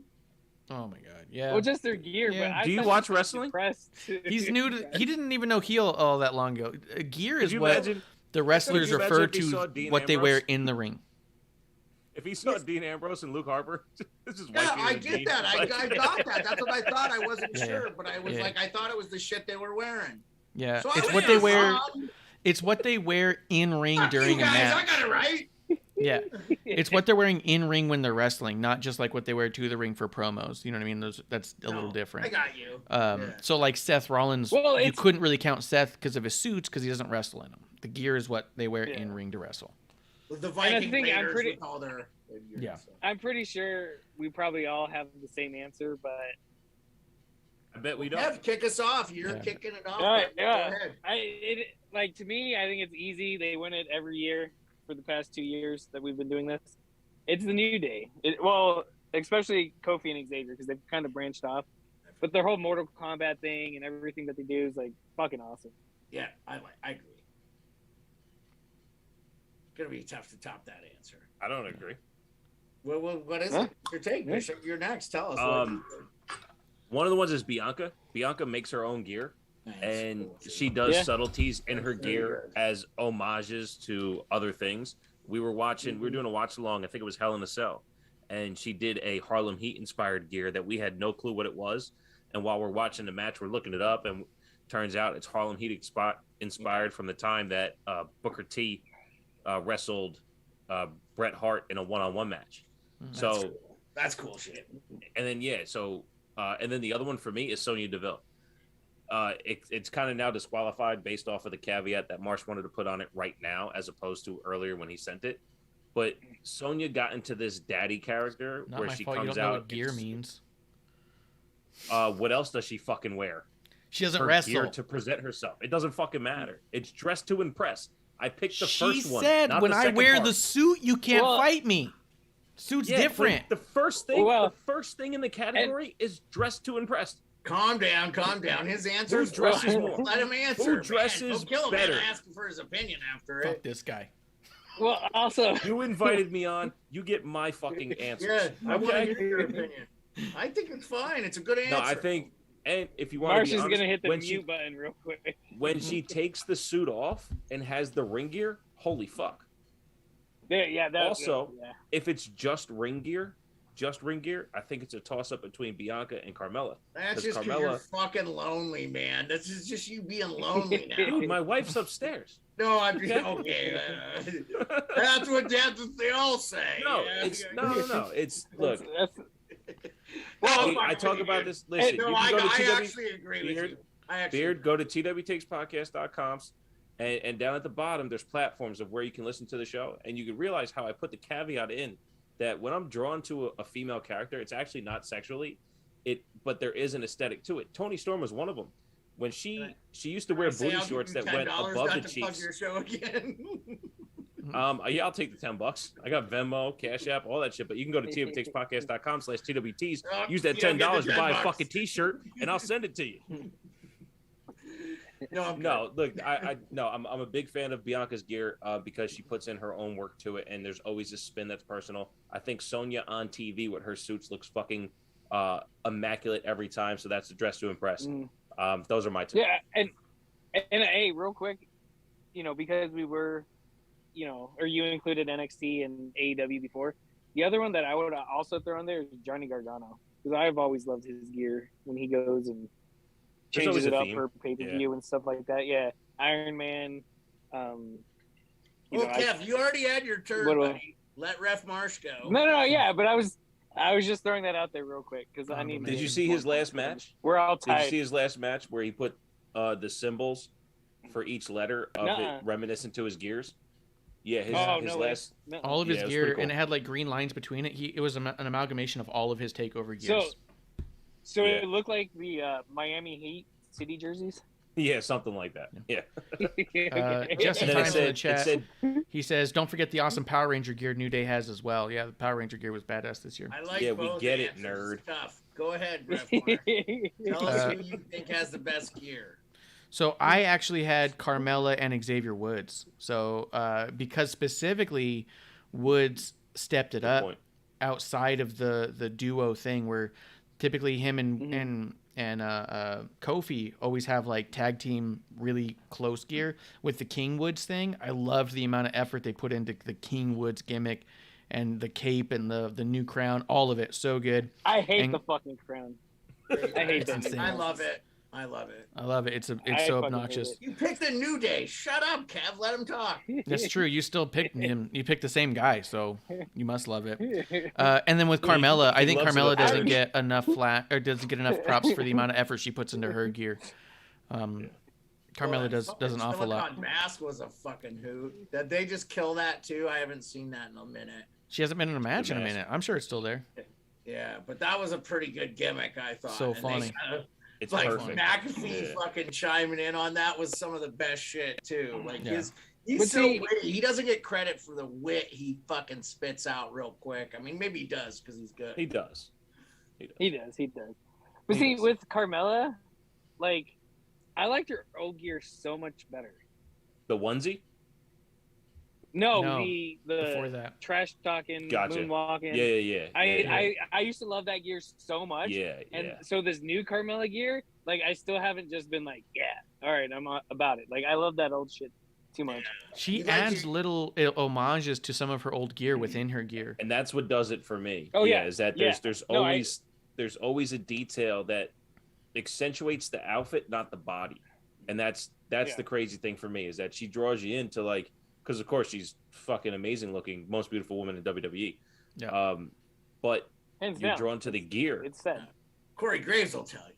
No, look at her Twitter handle. That's what it is. Yeah. No, I mean Corey Graves will tell you. Well, and I just told you too. I don't understand what the disconnect is. We're talking about the same thing. No, I got you. Doesn't seem like it. Jeremy's in the chat. Jeremy in time says Rey Mysterio wins it for me, just his gear while teaming with Dominic. I'll be honest, I had them written down. That's a good point. I was going back and forth The with them. last show, the last one they just did, I was like, I was like, whoa, they actually look great. Yeah. And then No, they lost. I was really Ray's got thinking to about figure their out gear his a lot. mask though. Ray's masks keep moving. It's like he doesn't buckle underneath all the time, and his masks are always moving around. But then He's Dominic getting doesn't want lazy to with work the anyway. chin strap is what Basically, basically yeah. Yeah. And Well, Kuro's it's- coming in, it's so hard to- cheers to it- Jeremy and cheers to Kuro coming through. It's hard to fit the Yes. new eye into his mask. That's why I liked everybody's answers. I feel like that all awardees win. I thought everybody had a great take and they could back it up. So everybody is tied at 3.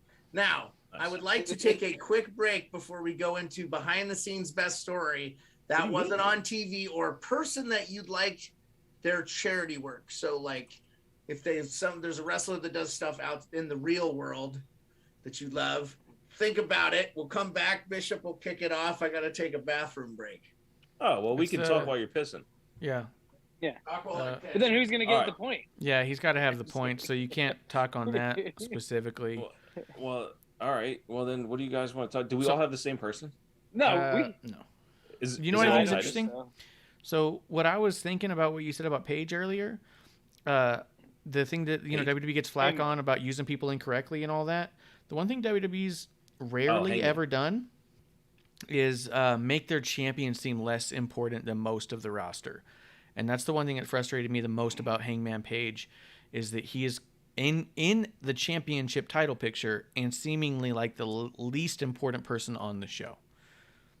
True, but to the counter argument, like Big E found a way to get pinned to allow Lashley in the match, and WWE does that a lot. And you also mentioned it too, how the champion will make the challenge to the challenger, and sometimes even the stipulation, right? Sasha was like, "And I'll see you at Hell in a Cell." It's like, well, you shouldn't because you're the champion. But they don't You seem know, less so- important. They might seem No. foolish at times, but they don't seem There's- less they- important. they- and they Paige do seems less ruin important. reputation sometimes. True. I know. I don't It's- disagree on that at all. And speaking of that, Marsh, that's what I finally put my finger on it. Why Bianca's kind of I've been down on Bianca a lot lately. Is a lot of times in her matches and sometimes in her promos, she seems so foolish and doesn't know what she's doing. Yeah. Like a Yeah. lot of times in the matches, it's like, hey, that strategy is fucking stupid. Just coming from a sports aspect, like you shouldn't do that. You know, Well, I've like, always said my biggest thing with her is always, when are you going to stop whipping your hair? When are you going to stop smacking your ass and get real? Like, that's the Big E part of it. Big E wants to laugh in everyone's faces, and then he gets punched in the mouth, and now he doesn't. Well, do it on your own first. Show me that you've grown into the main eventer. So I agree with you on the Bianca stuff there. Yeah. well, and I'm okay with because like I was all behind her, and then because I told Marsh recently that I was like, something's losing it with her, and I don't know what it is. And I think she looks, a lot of her moves and her strategy is foolish, and it's like, well, if you want to win a game, you got to play the game, Yeah. And I think comes with off her so hair, dirty. I think she needs Anything with her character. They're doing nothing. I think she needs to use her hair more. Mhm. Use that as Well, a look, weapon, I do think there was a subtlety in working with Doudrop, who is phenomenal in the ring, that Yeah. Bianca had to work different to overcome the obstacle that was Doudrop. Yeah. The problem is, if she doesn't recognize that and translate it into her next opponent that isn't as big of an obstacle, we're stuck in the same spot we were beforehand. Well, didn't Yeah. we talk about last show, episode 1, back in episode 1, Yeah. that I said that I thought that maybe Bianca was the only one that could physically wrestle Doudrop, and that might be the problem with her character. Doudrop or Bianca? No, that Bianca is the only one that can wrestle Doudrop convincingly. I actually like their matches. I'm just saying, who else on Zelina Vega gonna Well, wrestle that's the thing. Doudrop? Zelina Vega versus Doudrop at Crown Jewel was a masterclass in Doudrop making Zelina look like a star. So it's not necessarily who can wrestle Doudrop, it's who can Doudrop wrestle and the match look awesome. Give the credit to Doudrop, even though you may not know her work from the past X amount of years, but she's been around as long as a Rhea and a Tony Storm and all that. No, I know We she's just pretty haven't good. had her I on actually WWE. don't hate the character. But what I'm saying is when you're looking at it, well, who can beat Doudrop? It's not necessarily the sports aspect of it. let's talk about the dance. Doudrop is going to be the one leading the dance in the match. Zelina Vega beat Doudrop at Crown Jewel very believably. Yeah. Not because Zelina could beat her, but because Doudrop could make it look like Zelina can beat her. Yeah. Right. Really well, yeah. Okay, so do we want to talk about the behind the scenes story or the charity work, whatever off the out of the squared circle world? Bishop, you're kicking us off, man. Go ahead.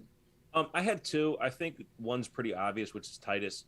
Everything he does is just beautiful. It actually tugs on my heartstrings a bit. Somebody so famous, his story is soul crushing, but his spirit is so beautiful. I won't go into it. Look it up all you need to. He's open about telling it, but he gives back to the community so much that I'm so glad he's a part of WWE, because that means his platform's so big. He has a massive reach. This guy did so much good work. They named a fucking school out of him in his community. That's fucking awesome. The other thing, which is a little bit less charitable, is Biggie. Since he's been champion, he's been introducing boxers. He's on College Game Day for ESPN.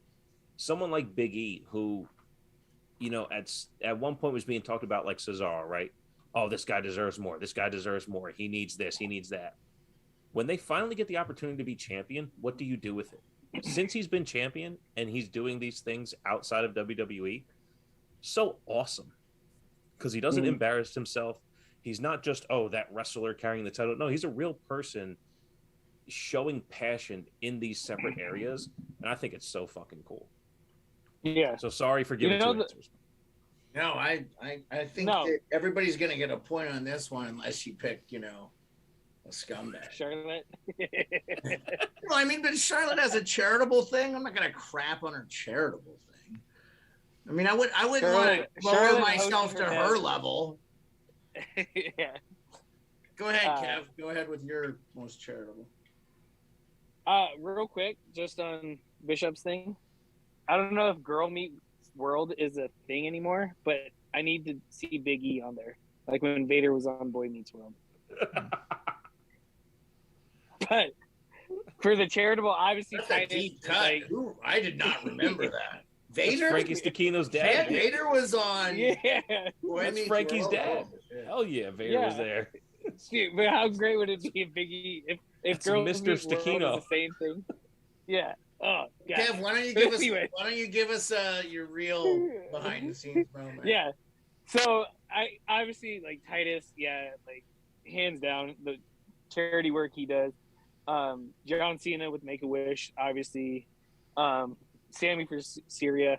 But the one I narrowed it down to that I actually truthfully didn't know until a few days ago was the Undertaker's fund for animals. The Zeus Compton Callaway Fund for larger breed dogs in specific, when owners can't afford the vet bill. He has, I think it was with Texas A&M, he has their he helps them with their vet bills and I just never knew that Undertaker did a thing like that, and I'm like, all right, that's kind of cool. That's what I went with. I went with the WWE's partnership with the National Medal of Honor Museum Foundation. They that's cool. Did that earlier this year. They got a partnership going on. Very cool. That's very cool. Yeah. But I mean, I think everybody gets a point on this one. Yeah, I was gonna say with like what Beard said from the get-go, like there's no wrong answer with this. Well, that's one thing that people misunderstand when they take a stance against WWE, because Marsh points it out all the time. It's probably his least terrible wrestling take of all time. People got so worked in the 90s that Vince is a bad guy, but everything they do that's not on screen is fucking epic. And you hear they're from outreach. A lot of people, actually. Look, I mean, and to your point, Beard, I listened to the Goldberg interview on McAfee. They talked about going to Saudi as an outreach, because when they went, that there was worldwide tension with Saudi at the time. Yeah, all the terrorists that flew the fucking planes. Not just that. Saudi, like they did one show, and then the journalist got killed at the embassy, and then WWE had to figure out how do we navigate this deal. But every single time, like this last one, they had a woman referee. Yeah. And that was significant too. And they talked about that. I started tearing up because of the moment. And I'm not a big Jess Carr fan as a ref, but the moment itself, the first time they went, there was no women on the show and people were bitching and all the shit. But every step of the way, they do something to show progression. And in these moments where, handshake deals between leaders of countries can't make this kind of progress happen. And the things WWE does off screen is completely undervalued. And they should be applauded for that. So I'm glad this category was up.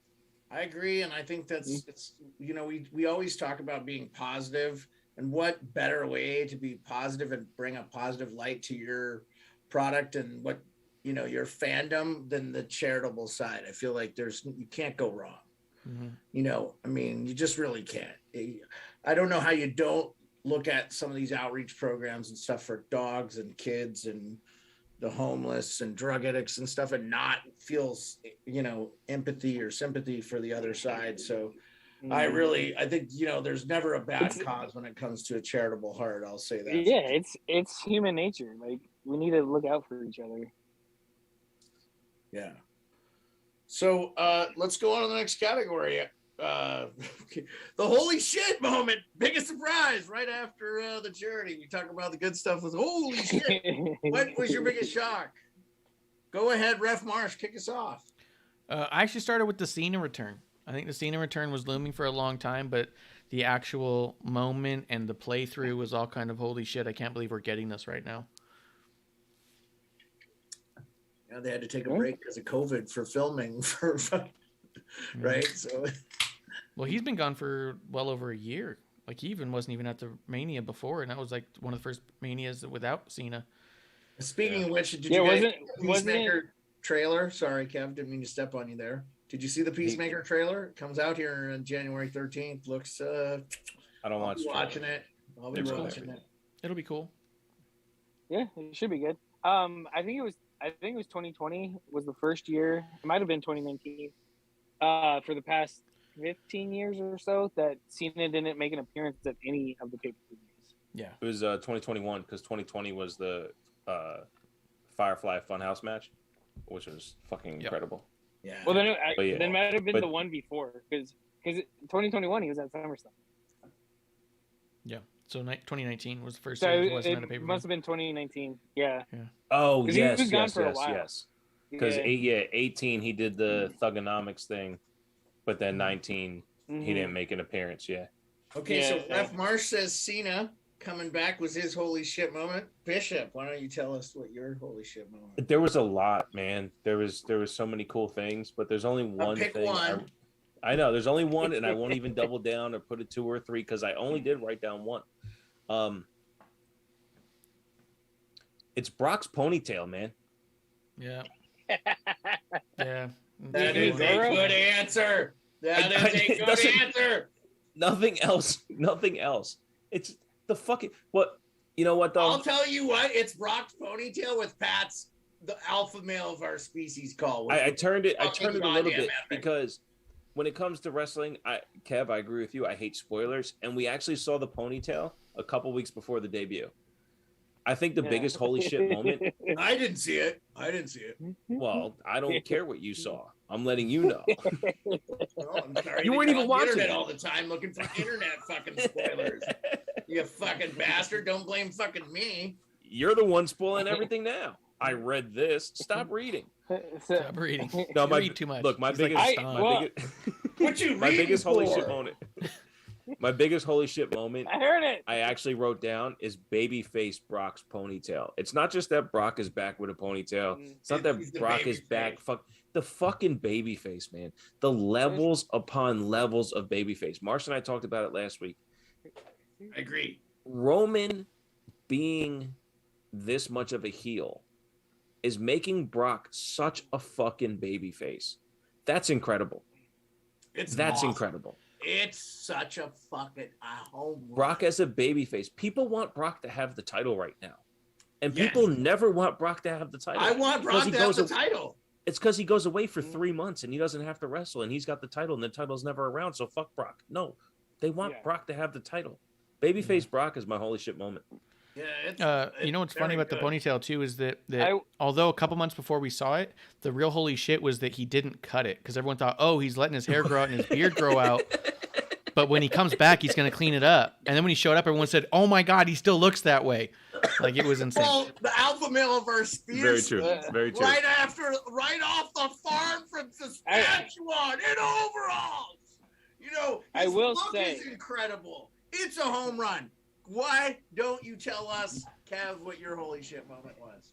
Well, no. First of all, there's a new candidate for comeback of the year because Marsh just farted on air, which was great, and you guys didn't hear it. I missed it. Oh my God, I almost spit fucking Rockstar everywhere.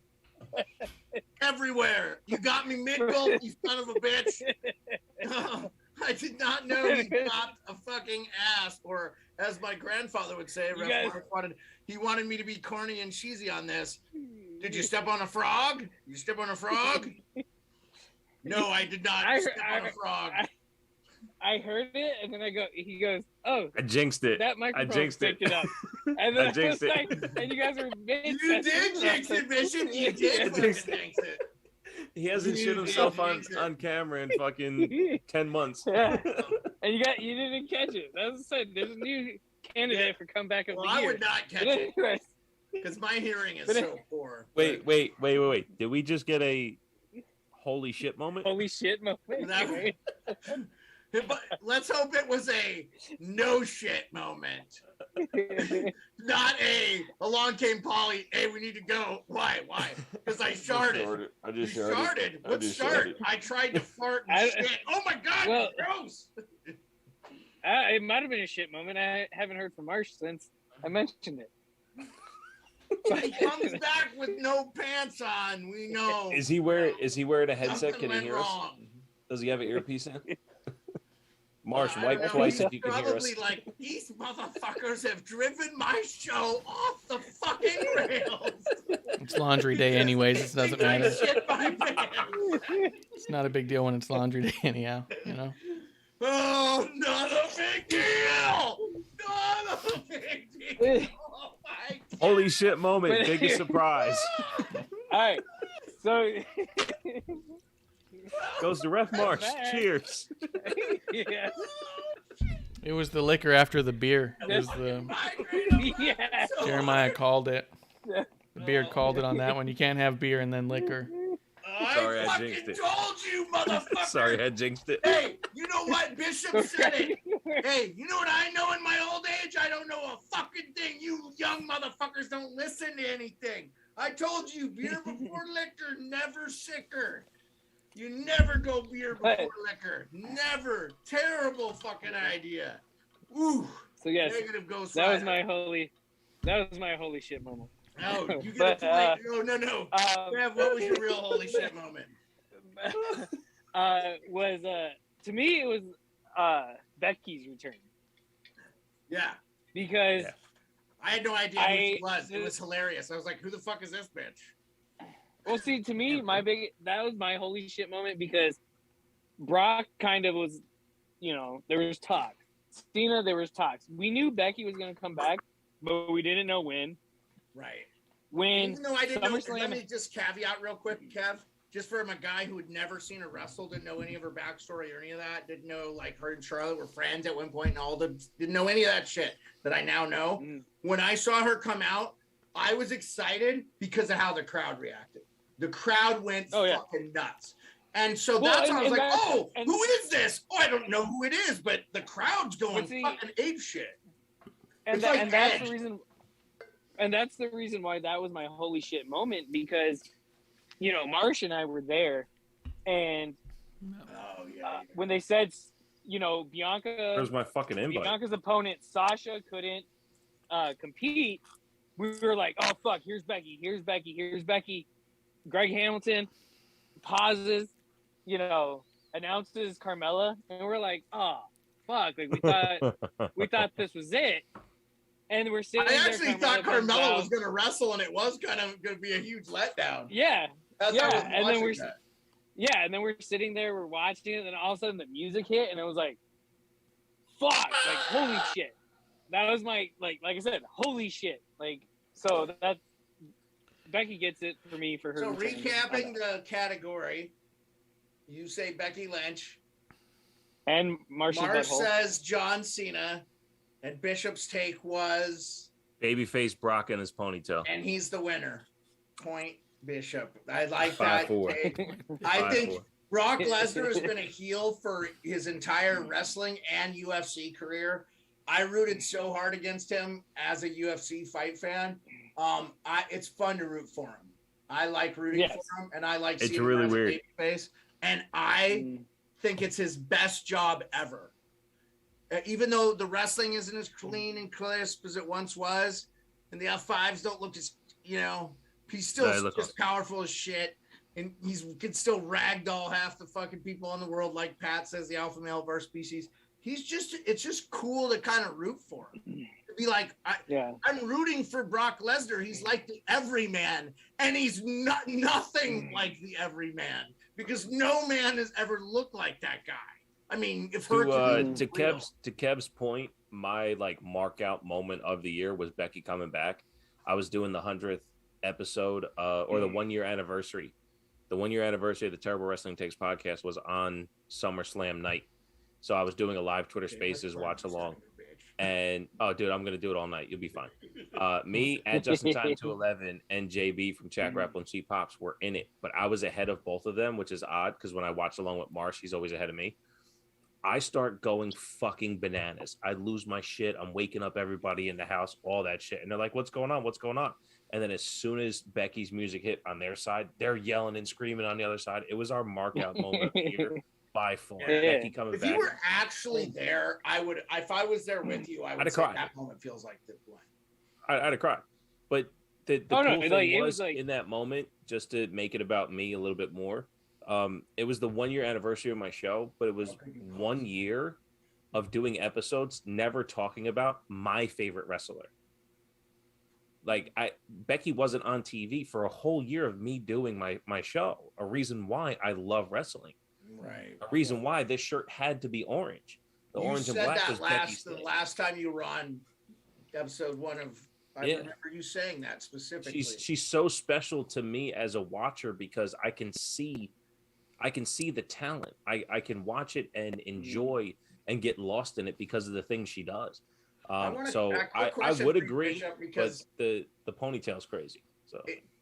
Yeah, and I picked your category, but let me just real quick. I want a real quick take on how you felt Becky after her match with Charlotte, that like visceral interview that she gives like on the platform, right? Yeah. I thought I'd never seen something so real from a wrestler that just seemed like she thought like she was in a shoot that, the entire night, like and that was really where my opinion of Charlotte Flair really turned really from that moment. That was a real like seminal moment for my opinion of her. If I was ever going to have a positive opinion of her, it was out the window. So I just was curious because I know Kevin, Ref Marsh takes, we've kind of beaten this horse a little bit back in the past, but I didn't hear your thoughts on that. And I forgot you were a big Becky Lynch fan. So I just real curious. Yeah, I can't speculate on how much is a work, how much isn't. Was she 100% truthful? Were those moments legit? All that stuff, I don't know, but it felt legit. And if it solidified my kayfabe reactions to Charlotte, you know what I'm saying? Like I watch Charlotte and I have these feelings about her, and then that was Becky being open and honest, and what I see on TV is backstage. So who Becky is. That's what it feels like, really, honestly. And if that's the case, then I'm actually happy for Becky, because we talked a little bit before we got on about, let's say, family members who we no longer have to talk to. Like when you realize that there's a negative energy existing on your positive energy and you can rid that, then hey, I'm happy for Becky for realizing that. Too. Yeah. So, but when you look at Becky afterwards, the shit she's been doing with Liv Morgan, Charlotte can't do that. And if it No. takes Becky distancing herself from doing that, then fine, go for it. Yeah. Becky's special. Well, I think it also and shows. honestly, she's better. I'll even say it. She's better than I ever thought she could be. I think it also shows that she's a like she's a real team player. Like you can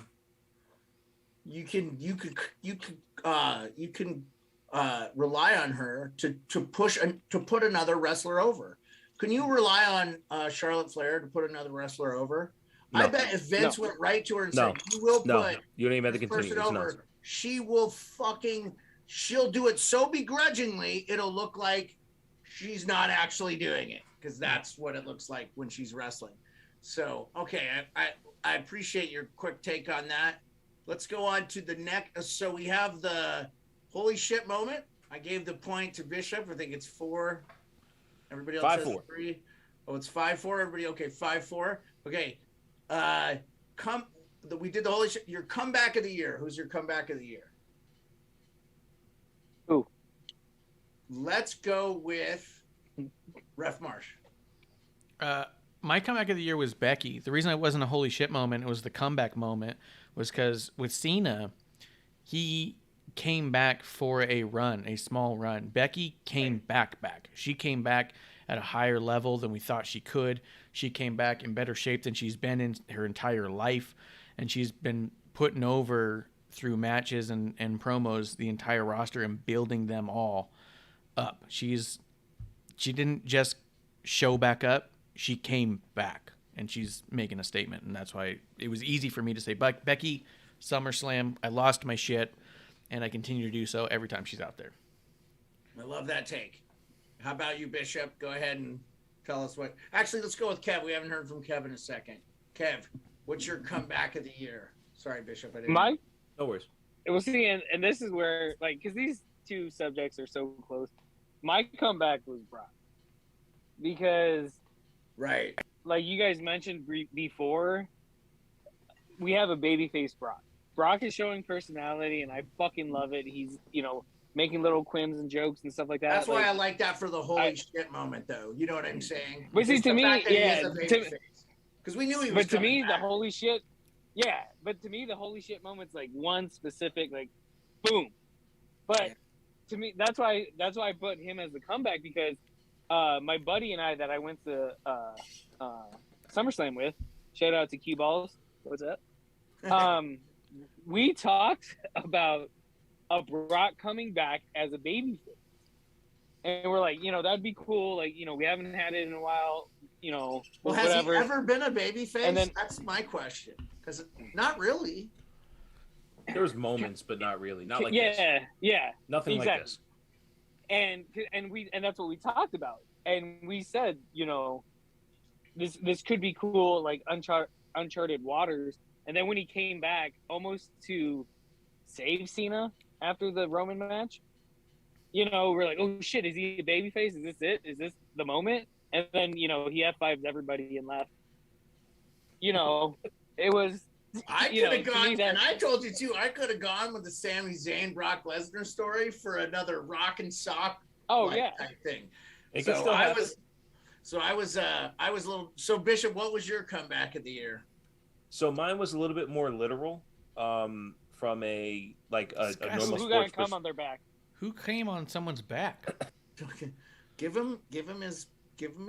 Sorry. Nice. All right. Our bad.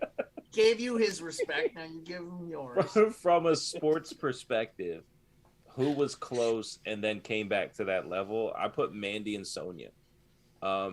Before Sonia's unfortunate incident and before Mandy's, Otis storyline, like from that point on, there was some floundering. Mm-hmm. But when you look at the women's division in WWE right now, Mandy's a figurehead of NXT's women's division, and Sonia is a figurehead of secondary storyline telling, not just in the women's division, but across the entire roster. What she does backstage is fucking phenomenal. I think they're both at a level that we didn't think we were going to get at that SummerSlam hair versus hair match or hair versus career match, however they phrased it. So I'm really happy that I can be a fan of Mandy Rose and Sonia Deville right now, when honestly, when Sonya had to leave for her personal reasons, I didn't think we would ever get a chance to be fans of them again. And they've been given an opportunity in 2021 to show who they are, and I think they knocked it out the fucking park. So that's my comeback of the year is Mandy and Sonya. She's super hateable too, Sonya. Which one? Yeah. But like, well, I don't watch NXT. Stepping on for a sec. Go ahead. Yeah, go ahead, Kev. She's super hateable, and but I will say this: I don't want to see too much more of the Naomi stuff. Yeah. And it has more to do with what's kind of going on in the real world. I just feel like they need to shift that Sonya's focus else. Like give a push to Naomi, and if that's helping her, great. But I feel like just from a personal standpoint, my own opinion, like the whole thing feels a little uneasy to me. I'm not saying like it's not politically correct or whatever. You're saying like racial representation, right? Like, yeah, it feels like no, she's being like, and she's nasty, but I'll tell you what, she's so convincingly more nasty in her stuff with Naomi specifically that I'm almost like, you're too good at it. You're too, you know what I'm saying? And that sort of bothers me. That may not be the case at all, guys. Like I'm saying, I'm not trying to. Yeah. I'm not calling someone racist. It's a racist. No. It's natural feelings, and natural feelings is why we watch. Really? No, it's okay. It's okay to have natural feelings. I don't. Yeah. But see, I think the stuff with Naomi. The couch is fine talking because a lot of times. Yep. Oh, are you wearing? Hold on. Are you wearing sweatpants and a button-up shirt with a bow tie? Yeah, because I love you, man. Like it's a special show. I'm wearing bird dogs, baby. Bird dogs. I got bird dogs on. Put your dick away. See, I think. I didn't put I think a lot of the time WWE likes to talk about current political stuff. So not necessarily like hit it on point and stuff like that, but I think the whole thing, I think it's purposely Sonya and Naomi so they can have that How does moment this end where, well for anybody if that's the case? It feels like a dangerous road to me. But see, I think WWE feels comfortable enough to do it. Let's get over it. Let's move on to Ref Marsh. Did you give your comeback of the year? Yeah. Have we heard everybody's comeback? Oh, Bishop gave it. Let's recap the comebacks. Did we get Kev's comeback of the year? I thought we didn't. Mine was Brock. He said Brock. Brock, yeah. And, Becky, Brock, and Mandy and Sonya. Yeah, Ref Marsh, what was your comeback?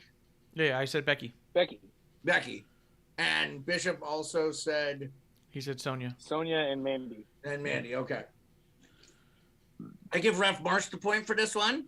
It's a 5-5-4 match right now. I like the answer. I think Becky is the right answer. I had no idea who she was, but knew she was important just based on the crowd's reaction.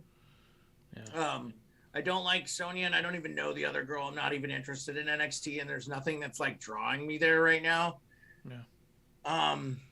So our next topic, and I'm gonna let Ref Marsh kick it right off since he just ended this last one, is who is your rookie of the year? I actually put a Dewdrop. This year was her first year on the main roster. This year was her first year on our main roster, and she came out with a difficult task. She was going to be paired up with Eva Marie, coming in with a lot of heat. She's always had a lot of heat, and she was able to. We've seen babyface and heel Dewdrop and see that they both work just fine. She's doing great, and she's going to be a huge asset for a long time. She's what everyone always hoped Nia could be.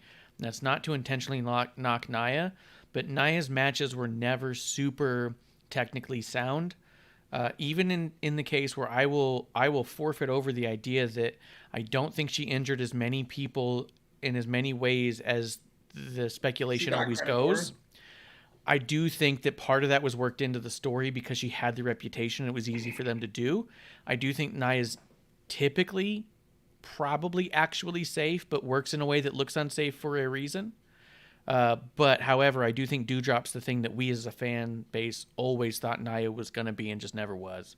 So I'm really real excited quick about about it. Nia Jax, I feel like there's one reason alone that she's not in the WWE roster. It's because she didn't want to get vaccinated. So we'll just leave it at that. And it, she didn't want to do that for a career.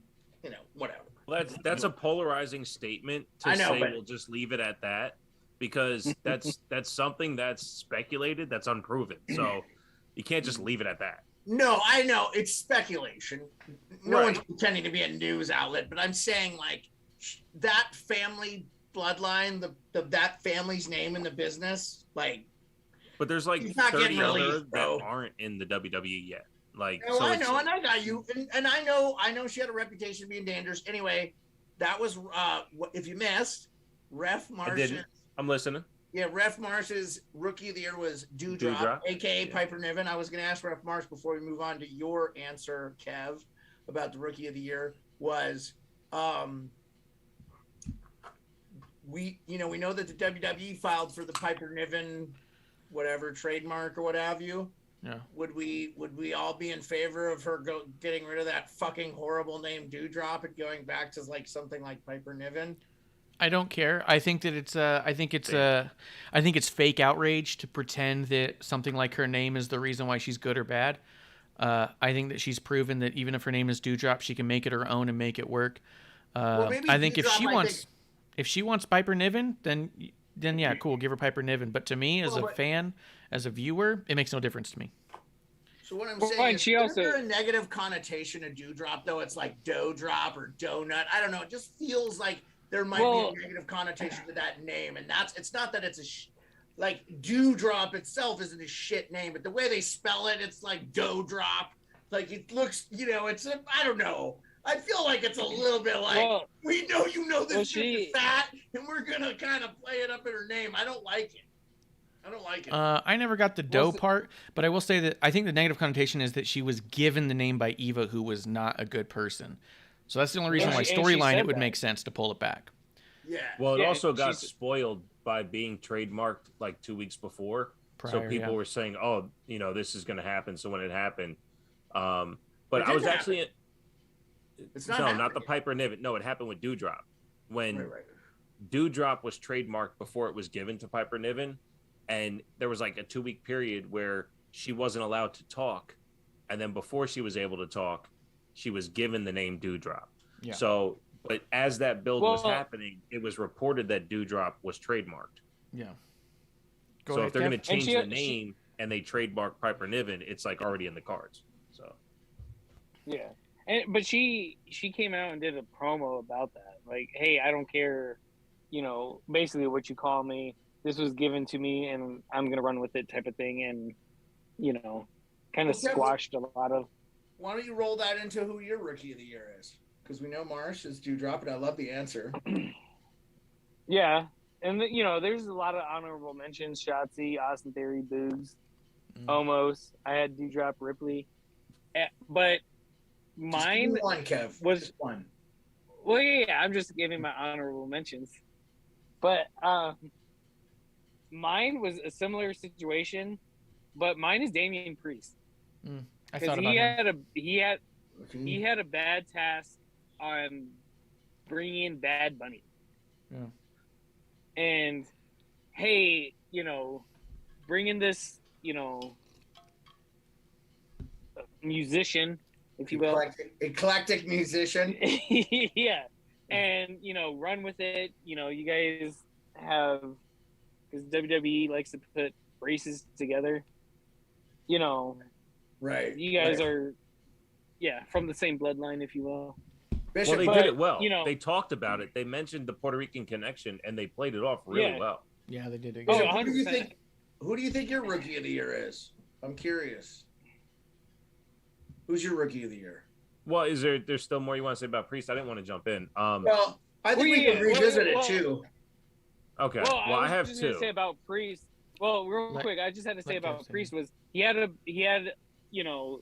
deal with the Bad Bunny thing, and he did it well. Bad Bunny looked like, a star. He looked great. And then he came out, won the U.S. title, and now he's also transforming between a heel and a face, or alter egos right now, and I think it's great. Yeah. So, I think they're doing a good job with the new character. So I went with Bianca as my rookie of the year, because main roster wise, she really didn't supplant her feet until Royal Rumble. And from Royal Rumble on, there's been a constant progression. Was she a rookie, though? Was she really a rookie? Well, what are we calling rookie? Because there's developmental. Even Dewdrop's been wrestling for fucking 10 years. So, you know what I mean? I always thought it was just main roster. I think for this Boozies, we're talking about the WWE. I don't think that excludes NXT. But for me, like, I don't know anything about NXT. So if you say Bianca for 2020, if you gave Bianca for 2020, you're doing it off of like 2 months. So, she was drafted in 2020. Right after WrestleMania, she was drafted to Raw in 2020. And she wasn't on TV until like November. But she was probably doing house shows. And real quick, because I think one of the best and brightest up-and-comers for next year is going to be Austin Theory. So, I would still consider Austin Theory a rookie for this year, even though he's only been on for a couple months. Right, and he'd be ineligible for next year. So my other one is Pat McAfee. Pat McAfee on commentary. This isn't the pop you beard, but I think, like, legit, Pat McAfee on commentary is so special that him assimilating to what WWE does, maintain his own self in the commentary, but not take away. As crazy as it is, he gets on the fucking table, he pretends to air guitar, he's gyrating into Michael Cole's face, and he still doesn't take away from what we're watching. But you know what it is, Bishop? It's authentic. And it's fucking authentic. And Pat's a wrestling fan. And so he's doing what he wanted to hear when he was a kid that he didn't hear from Jerry the King Lawler. Because Lawler's always the heel, right? Or if you hear a lot of these other ones, they're always a heel. Like, honestly, I'm a little bit done with the Corey Graves and Saxton shit. Like, one of those guys needs to go. Like, I don't. Incredible. You know what I'm saying? Like, it feels crowded to me. Like, I'm a little you guys are you're never gonna agree. I get it. Like, it is what it is. Well, that only has to happen until Jimmy Smith is ready. But I get it though. There's a shtick there that's a little old. I gotta say, you guys gave all great answers, but the point goes to Marsh. I just give it to Marsh. I feel like good point. Kev, I didn't see the stuff you were talking about. Like, I know it's good. I've watched a little bit about it, but I got to go with Marsh's. I feel like that one was the most impactful, and everybody's tied at 5. More importantly, so well, Marsh is up. Oh no, I'm 6. I really like Drop's matches. I feel like her matches were ones that if I go back and reflected on, they really resonated with me. I kind of thought about them again. So I'm good with it. Let's go with the breakout performer. So wait a second. So today's tally is brought to you by Steiner Math, right? Yes.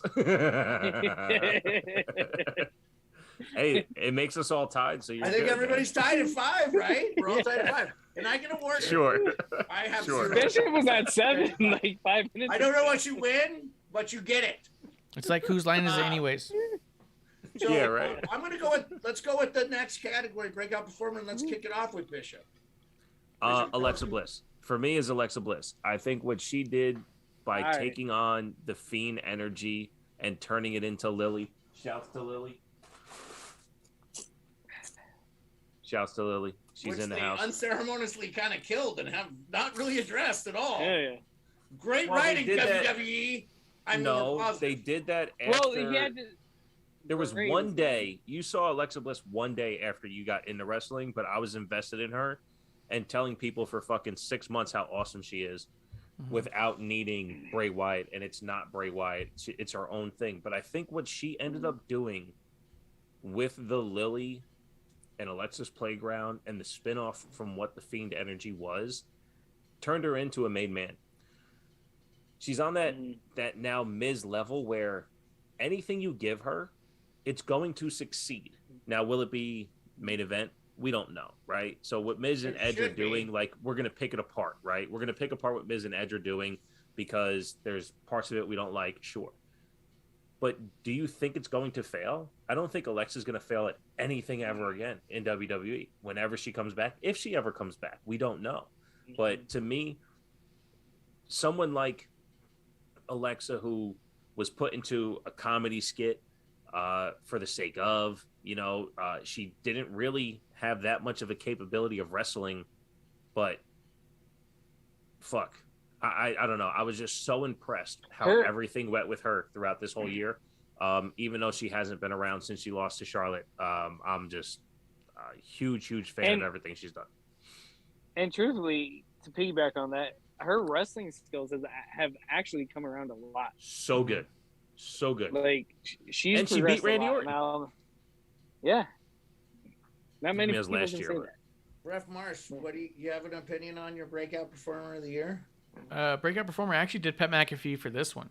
This is one where I felt like that we've seen them dabble with Pat McAfee here and there on a couple of kickoffs. He did some commentary for Survivor Series a couple years back and one part of SmackDown, and he had a little run in NXT and did a program with Adam Cole, and I felt like that he's just not failed in anything they've given him, but popping him on commentary in a two-man booth for SmackDown was a real dicey maneuver when we've seen a lot of commentary come and go in the past couple of years as they try to find their voice, and they almost never put a two-man booth together if they don't know if half the team can hold their own. And here you had Cole and McAfee, and flawless from the beginning. They have been just killing it, and he brings an energy. Praise for that too. People like I universally have not heard anything negative about Pat in wrestling. And when like Stone Cold was like, I wasn't so sure about you, and then I found out you were a fan of wrestling, like it meant something to somebody like Stone Cold. And his interview with Pat is great. It's never bad to sell Pat with me because he's 100% the reason I'm back. I didn't get the point last time, so. Yeah. But even so we went to SmackDown right before SummerSlam, and I just remember his entrance. Like the commentary comes out to a little song, and they kind of run out and go sit on their booth, and they're like, "Oh, here comes your commentary team for the evening," and they make a little show of it because they're coming out.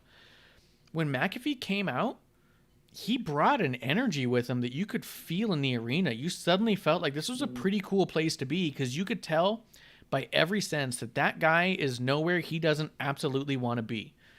It's not faked enthusiasm. It's real enthusiasm. He actually likes doing what he fucking is doing. That's such a novel concept. He likes his fucking job, and he tells people he does. And that's what's so great about him. And one more real small caveat before I get to you, Kev, before you tell us what yours is.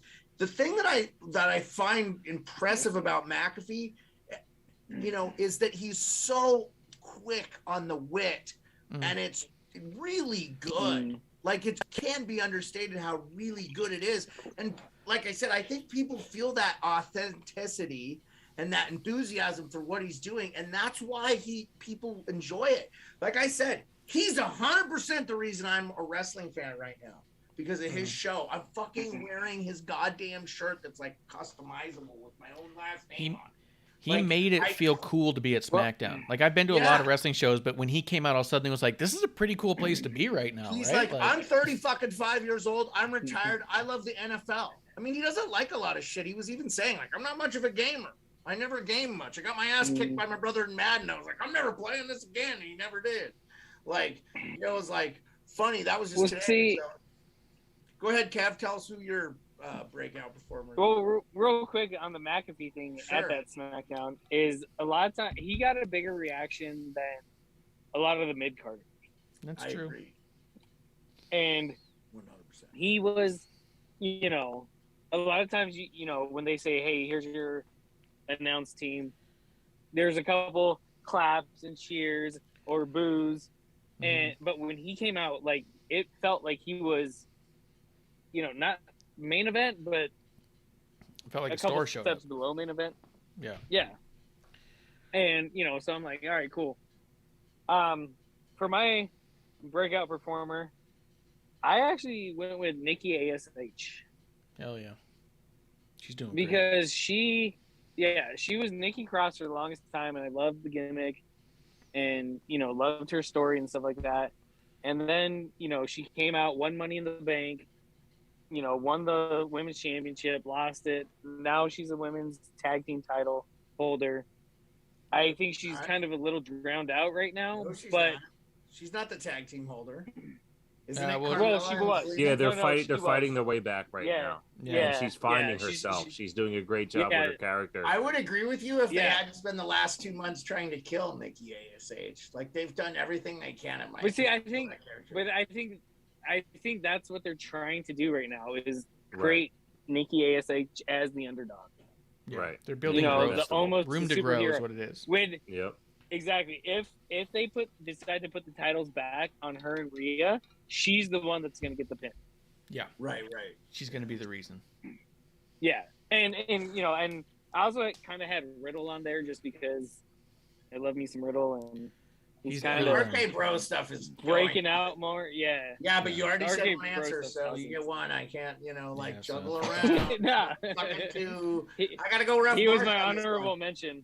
Ref Marsh 0.6. I gotta go with Ref Marsh just for this category specifically. I wouldn't be. So he's up 12-3. Guys. What? No.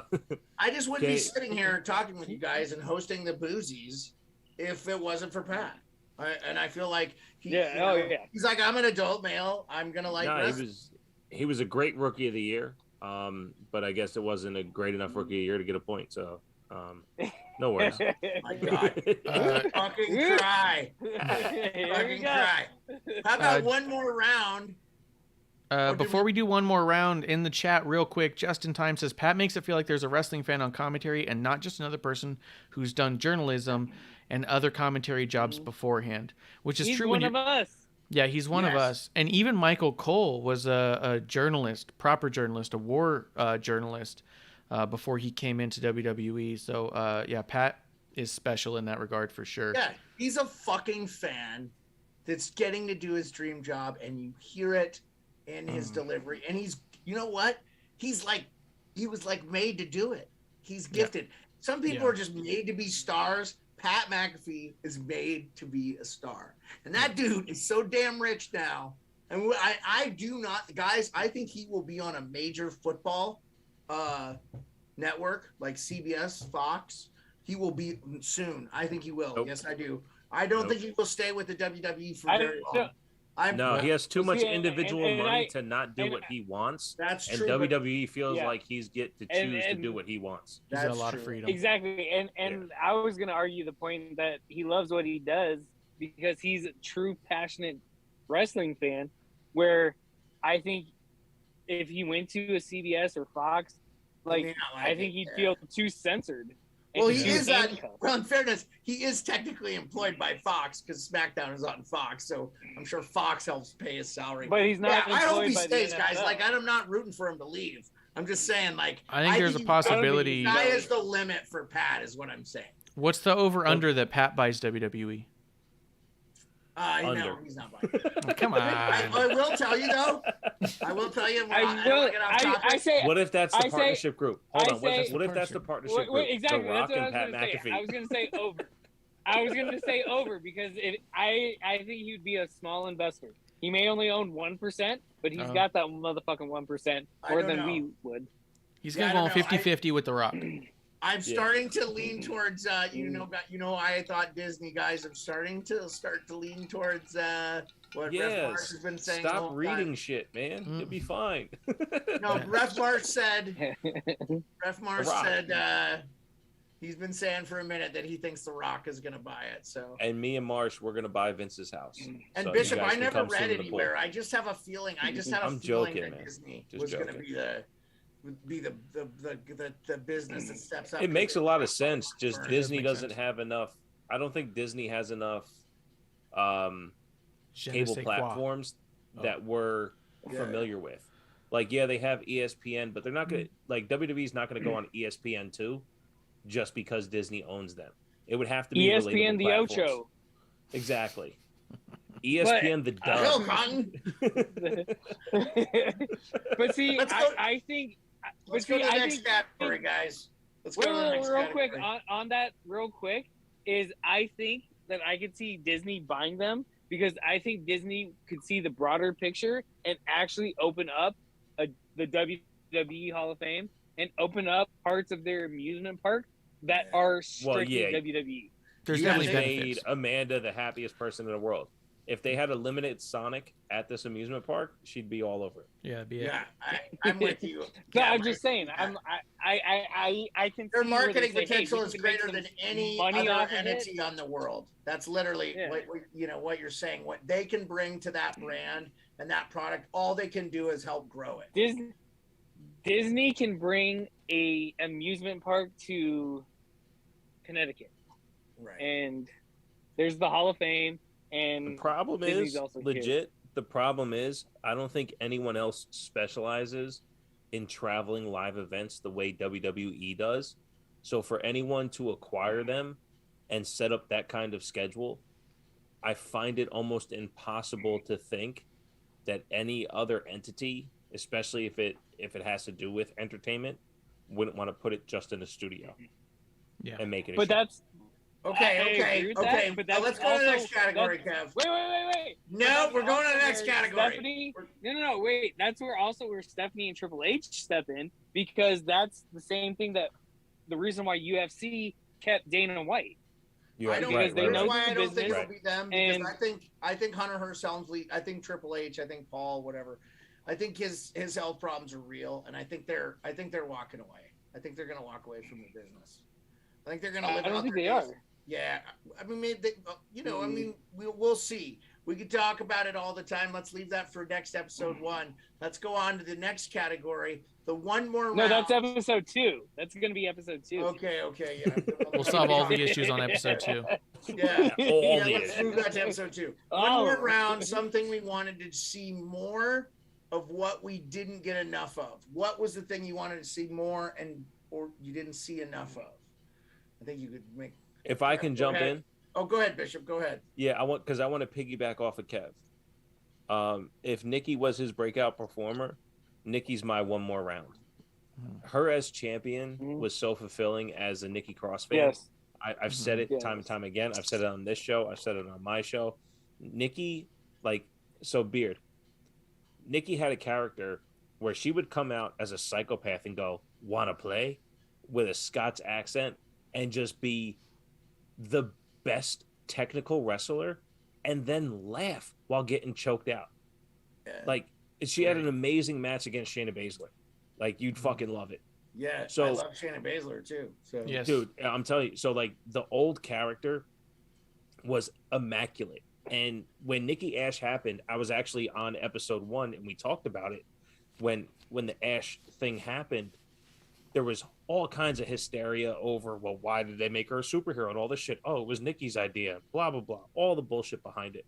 Marsh and I had an honest conversation about, well, who's the person? Okay, Nikki herself. What is Nikki doing? Is she putting all her heart into what's happening on TV? What's happening on TV? Oh, she's executing and has the opportunity to perform.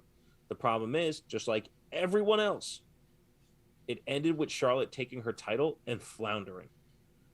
One more round of Nikki as champion, please. Whether it's Ash, whether it's Nikki Cross, whether it's I want to play. So she was champion when it came on. I want to play. Let's play. That fucking anything Nikki Cross does, because she's so smart in the ring too. When you watch the tag team, when you watch tag matches and you see her, and you just watch her. She's so fucking amazing. No, I love watching her. Give me wrestle. one more round of Nikki Ash as I champion. would not feel bad about that for a second. I agree 100%. Ref Marsh, what is your one more round? I could use one more round of the Canadian Alpha Males. Tag team title run could be great. I still think that there's room on there for them to be tag champions where Brock is the only one who ever gets in the ring and Sammy celebrates like he just won WrestleMania every They'll single never match. do it.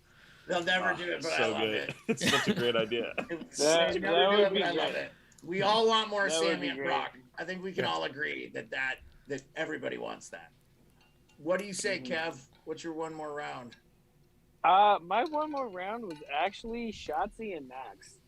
Yeah. Because they were the only tag team or individual wrestler, superstar, that earned 3 title opportunities that never got one. They didn't get any of them. It was really frustrating. You know, they kept that's winning. lazy writing, or there's some COVID shit going on. Could be that, right? Yeah. So, I'd go for number A or letter A, number A. Number 8, But- I think, is right. You know, lazy. You think number lazy A, writing? Number A.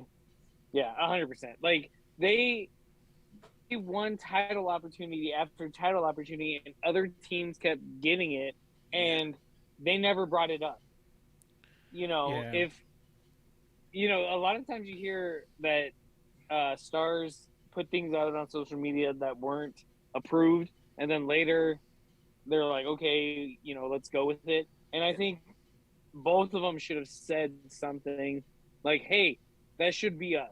Hey, that should be us. You know, Why are we being? like I said, given they won the thing 3. we earned? Yeah. They won 3 title opportunities and didn't get a single title opportunity. Not only did they get Like, 3 that was- separate title opportunities in matches that didn't involve the champs, they also beat the tag champs 3 separate occasions as well. 3 times, yeah. So they basically should have gotten the championships like 6 times. Right. Yeah, they should have 6 number 1 contenders. Like, yeah, they Yeah, they it was should have had ridiculous. 6 title chances. Yeah, that was Yeah, That was my one more round because That's- that was like, I think Blue that balls is a didn't broader happen. topic Yeah. of how they're handling the women's division in general, in my opinion, because I think it's actually their best division, and Yeah, it that's could be. their deepest, and they have the most talent in it. But the problem is they have the worst wrestler in it too. So, Mhm. Marsh, what was your one more round? It was Canadian Alpha Males. What did Bishop have? Oh, and he said Nikki. So yeah, we're done with that one. Yeah, I actually got to go with Bishop, and here's why I got to give him the point.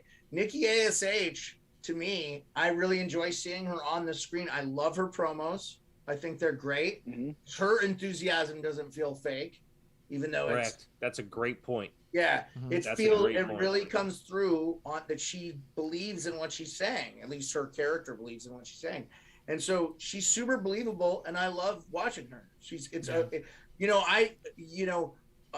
I'll be the first to say I don't feel like I'm seeing a good enough babyface stuff, but now we're getting the Brock stuff, and then there was a babyface tag team match with babyfaces against babyfaces that I enjoyed, even though some people don't like the Street Profits. But I just will say, like, again, I can't be burned out on something I haven't had too much of either, right? So I understand the counter argument too.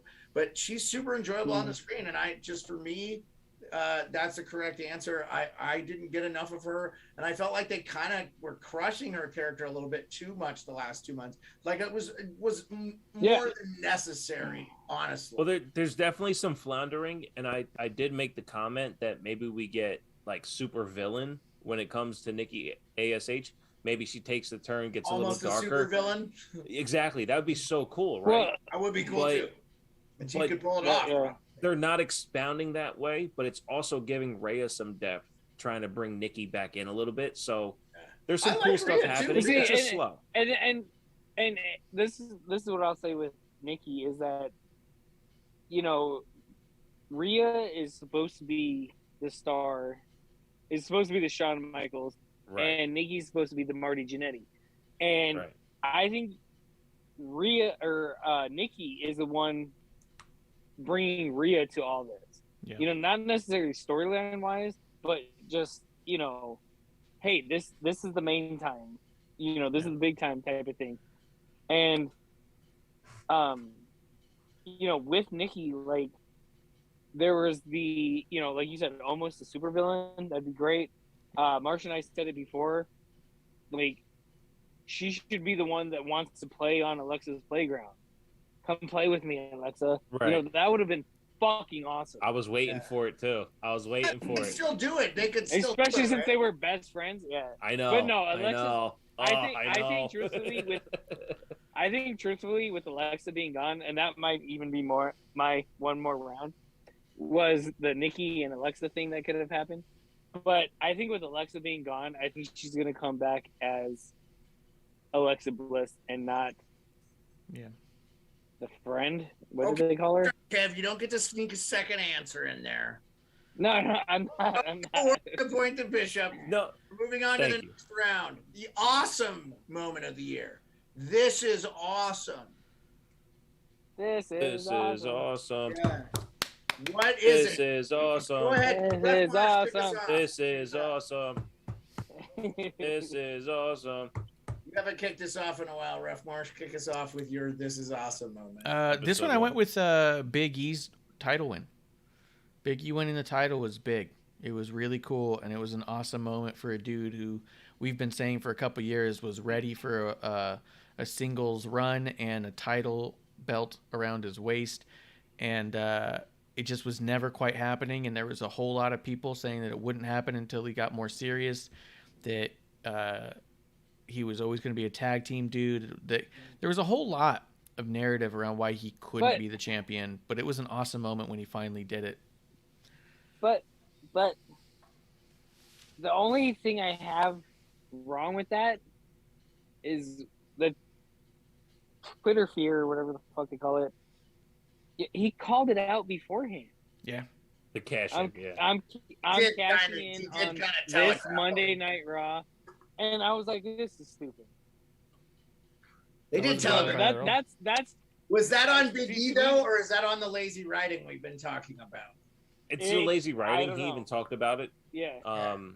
He was told, because he was on SmackDown, and he was told, and ironically enough, I was at the house show the Saturday after the Friday SmackDown, and he was told after the Saturday house show that Monday he was going to Raw to do the cash in, and they wanted him to announce it. So that's part of the lazy. I mean, why would you do? You know, how much better of a surprise would that have been if he had just showed up? Like, Well, they made it Exactly. a lumberjack match, And- so and there was more and to it that's the anyway. thing.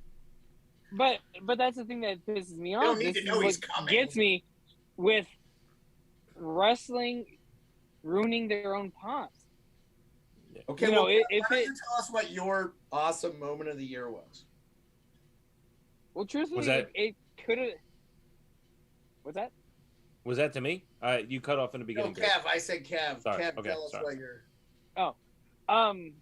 To me, this could have been the same as the behind the scenes type of thing, but my awesome moment was Bianca and Sasha winning the SB. Yeah, that was sick. I agree. That was very cool. Like, Is that yeah, match like was really cool too? yeah, you know, like I said, it's not match of the year or whatever. Like, this was just an awesome moment Yeah. where two top female talents could claim an outside of the industry award. Well, and If you kind of, will. I think for sports awards, is there really anything that is as big as an ESPY? There really isn't anything. I mean, like Heisman Trophy or the Super Bowl or the Stanley Cup are all better than I was ESPY. gonna say, What I'm saying, there's quite a But bit. those are Like, those I'm are talking about an individual to the autonomous award sport. that Those they- aren't Yeah, all yeah. encompassing. yeah. Yeah. We're, But you I don't know, Kev, wrestling- I want to Nickel- cut you, the Kev. I Nickel- want to cut you off real quick, only The because Nickelodeon's Kids' Choice is fucking awesome. That little That's a big orange blimp. Woo! yeah, Kev, I want to cut you off real quick because my This Is Awesome was the reason why they won the ESPY. My This Is Awesome was Sasha and Bianca at WrestleMania, main eventing night 1. There was a groundswell of emotion before the match where in the moment I was like, oh, Bianca's not ready because she's crying. She's trying to fan herself down. Mhm. I started tearing up because, look, we're all old white men that don't understand what representation means because we've I'm seen not it white. all. Look at you. I'm Mar- offended. You know that Marsh and You're not even wearing a shirt. Kev are Mexicans. Through It's I'm wearing there. a shirt, Vatos I'm wearing Locos pants. forever, man. Blood It's in, there. blood out, motherfucker. Vatos Locos forever. Look, you can claim whatever you need to on your God. tax forms. That's I am fine. white as shit. I'm not Get your benefits. But no, the point is, from a representation standpoint, we don't understand the gravity of those moments, but they were able to 100%. translate that in the moment and then also be honored for how that translate. So And for Vincent, me, I don't disagree Well, with see, you. and I think that the emotional part is what makes it good, but to me, the end result, and that's the point, is the ESPYs. I think. well, Just that's the because- thing. I didn't think this was a contest to begin with, but It's the reason not. why I wanted to jump in is because I'm the precursor to Kev's point, and I agree with him. Yeah. I wanted to just lend some gravity to the moment 100%. beforehand. Dude, Yeah, them winning the the ESPYs only- fucking cool as shit. Yeah, and you can have the same. only thing. I'm just giving the The point. only thing that got me about that was that it was on WrestleMania night 1 and not night 2. Because night 1 was, all right, this is what we got. What's next? You know? Yeah, I mean, I almost feel like And the don't get second me wrong, night both- sort of diminishes the whole thing a little bit, just a little bit. I mean, but I guess too, you Yeah, don't need to have a 12-hour freaking show either. But 'Cause for people's attention honestly, spans are a lot shorter now. You know, so TikTok. Marsh and I did a watch along for night 1, and Marsh can attest to this too. The build to the match was lackluster. It wasn't that good of a build. Oh, 100%. No, Mark's they gonna did talk nothing. about So that was, it that was being- terrible. it being a main event, like, I know I was iffy on it, but they fucking delivered. They delivered in the video package. They delivered in the motions. They delivered in the fucking match too. And there's a beauty to that. Oh, yeah. And I'm No, glad they when- got the ESPYs. Yeah. So I mean, Yeah, No, I think exactly. you And both yeah. are correct. Well, where When you at? Bianca was getting teary-eyed, I was like, kind of the the same moment's way. too I'm big like, for all right, her, and yeah, like, oh shit, she's got overwhelmed. So She's I gonna didn't cry see- and run off. I didn't see it And- live, but I went back and watched it, and I got emotional. I thought it was really cool. So Yeah, it was great. let's roll, Bishop. Let's roll into. I would like to hear what your match of the year is. I'm guessing that you're going to say Bianca and Sasha. Oh, Bishop stepped away. Bishop. He stepped away. He's done. Bueller. Go ahead, Ref Marsh. Why don't you tell us what your match of the year was? For me, my match of the year was Bianca and Sasha because of the overwhelming importance of it and everything that came along with that. It was And I think very it's kind of- important in a lot of regards. And the fact that there was an SB associated with it is part of what made that match amazing, is that it was spectacular. I think that the WWE category in SBs has only been around for a couple of years. And the only other award I remember going out was to Roman beating cancer. So that's far, really cool. yeah, we've got Roman beating cancer and then these two women having a match. So I think it's super important what they're doing and what that was. And Yeah, but in-ring entertainment too, right? Like a guy beating cancer for ESPN also is huge with the V Oh, yeah. Foundation. Valvano worked for them and he died of cancer, yada yada yada. So I Stuart like, Scott. yeah, I with you 100%. Like I agree. So, well, what do you say, Kev? What's your match of the year? Well, unlike Beard, I thought that there was another match in Saudi Arabia with Edge and Seth in the Hell in the Cell match. yeah, that was sick. Woo! That match was amazing. Because I had two. The other one was at SummerSlam with Roman and Cena. Yeah. Because on both of those matches, you didn't know who the winner was. You were at the edge of your seat. You know, I felt like the old, what is it, the monster truck thing?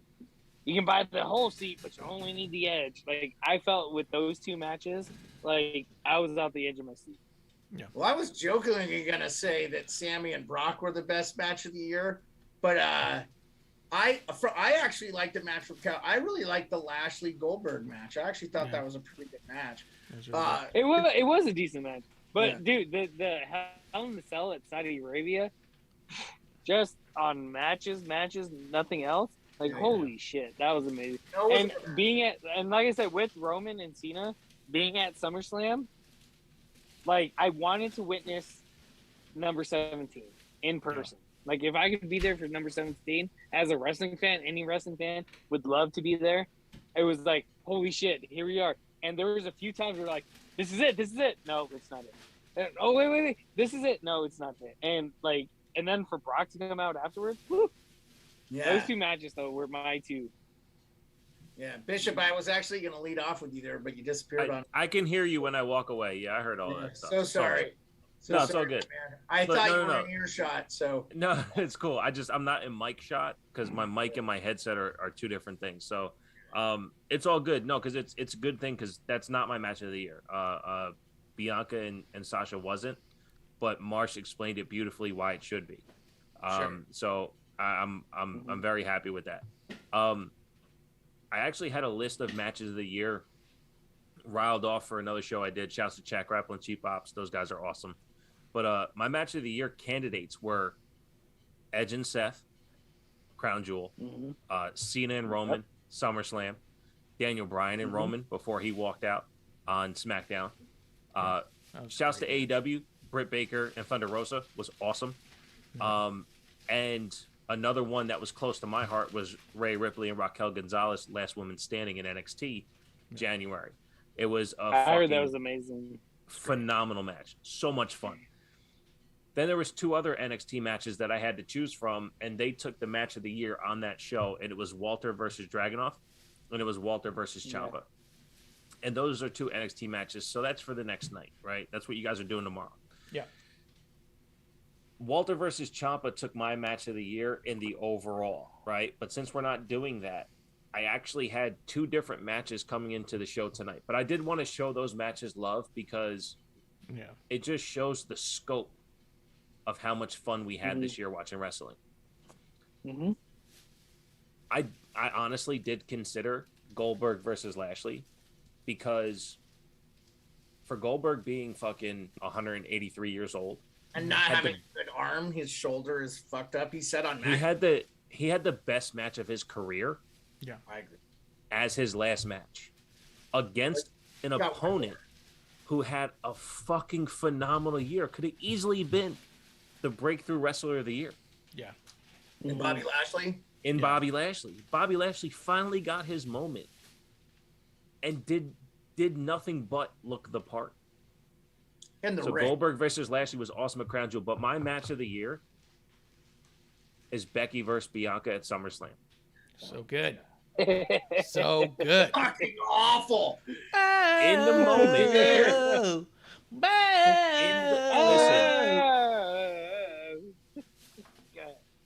In the moment of the match. Listen, Beard, before you go all Beard. I just have a question though before you go. Do you think that they did that match, they scripted that match short because Becky wasn't really all the way back at that moment? And that probably I don't think so. that Listen, at all. this is the perfect thing that I want to tell you about how I do it. I don't care about stuff that's not on TV. I take what's on TV and absorb and go forward. So when I see Becky come back and the match was manipulated the way it was, Bianca in the moment was lost in the fact that, oh my God, I'm standing across from Becky Lynch. Becky goes for the handshake. Bianca falls for it, catches a forearm to the face, a manhandle slam. 26 seconds later, Becky's the champion. Nobody knows what the fuck's going on. From that moment on, Becky took her position. Becky, she wasn't even a heel at the moment because Becky worked her way into being the biggest heel in the fucking company right now. So everything that's happened a huge from baby SummerSlam left, on, right? Correct? Yeah, biggest baby face when she left. Yeah. Here's the thing: nobody could boo her. Nobody could boo her. Yeah. And now she's working the crowd like crazy, but that comes later. The 26 seconds. When I really thought about coming on here and talking about it and the way we talk about wrestling, the 4 of us, the way the 4 of us talk about wrestling, what that 26 seconds has meant to Bianca, what it's meant to Becky, and what it's meant to the entire women's division in WWE, it's the most important match we've had in WWE this year. Becky versus Bianca at SummerSlam is my match of the year. Yeah, it put Bianca on a high level babyface. Like the support, the groundswell behind Bianca was on purpose. You know what I mean? Like that's what they needed. If you're gonna have someone as babyface and as important as Becky come back, how do you still have Bianca be your big babyface? Well, you're gonna have to do something real shitty. Bianca right now, though, that's the thing. It's not really. No, they just. She's ready to go. Beard. She just had a feud with Doudrop, who everybody hated the fact her name was Doudrop. But at the end of Bianca fighting Doudrop, they cheer Bianca and don't care about Doudrop. That's how powerful Bianca's character is right now. Yeah. No, I get you. The Doudrop. So listen, and I think honestly, when we were on the first time together on episode 1, I think it was, I actually asked you to go back and listen to that first episode post SummerSlam. I called this out, that Becky being presented this way gives us a reason to give a shit about Bianca. Because all we No, ever you did saw say that, and was I think I Bianca could go is back so and watch. talented. Bianca's super athletic. Bianca's awesome. She's beautiful. She can do flips. Yay, all this. But why should I care? Give me a reason to care. You know why I care now? Because Becky fucked her over, and that's bullshit. I want Bianca to get her comeuppance. Oh, what's her comeuppance? Losing to Becky the whole way, but now being a bigger star than ever.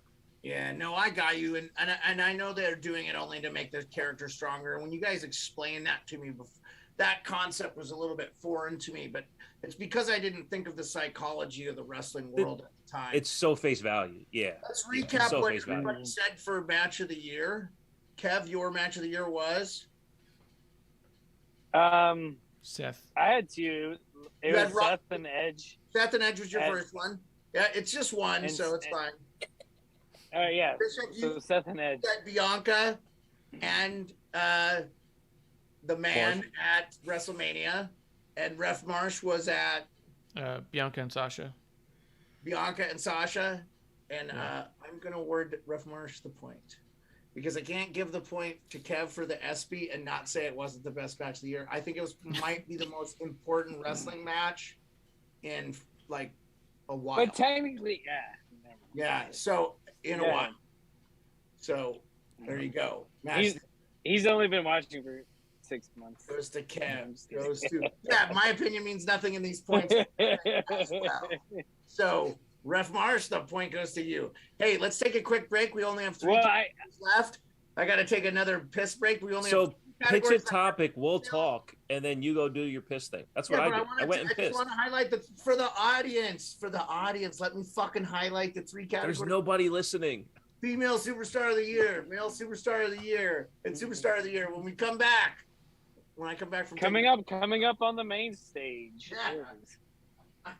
I'm doing Marsh it is dressed like an 80s wrestling ref. Kev looks like a mid-tier Bond villain. Bishop looks like a new age Bond villain. Yeah. Yeah. Can you imagine if the new Bond had a Terrible Wrestling Takes shirt in it? It'd be fucking awesome. So good. It'd be so good. Lunar I need says, people to wow. order that shit. Yeah. I think Lunar's just surprised that hand the show over to Beard for the awards, and he's having to take breaks and goes on commercial, and it's like, I don't know what part it's ever happened before. Lunar Because he's says, so goddamn old. yeah, it's that prostate issue. Lunar says, damn, Bishop does look like a Bond villain.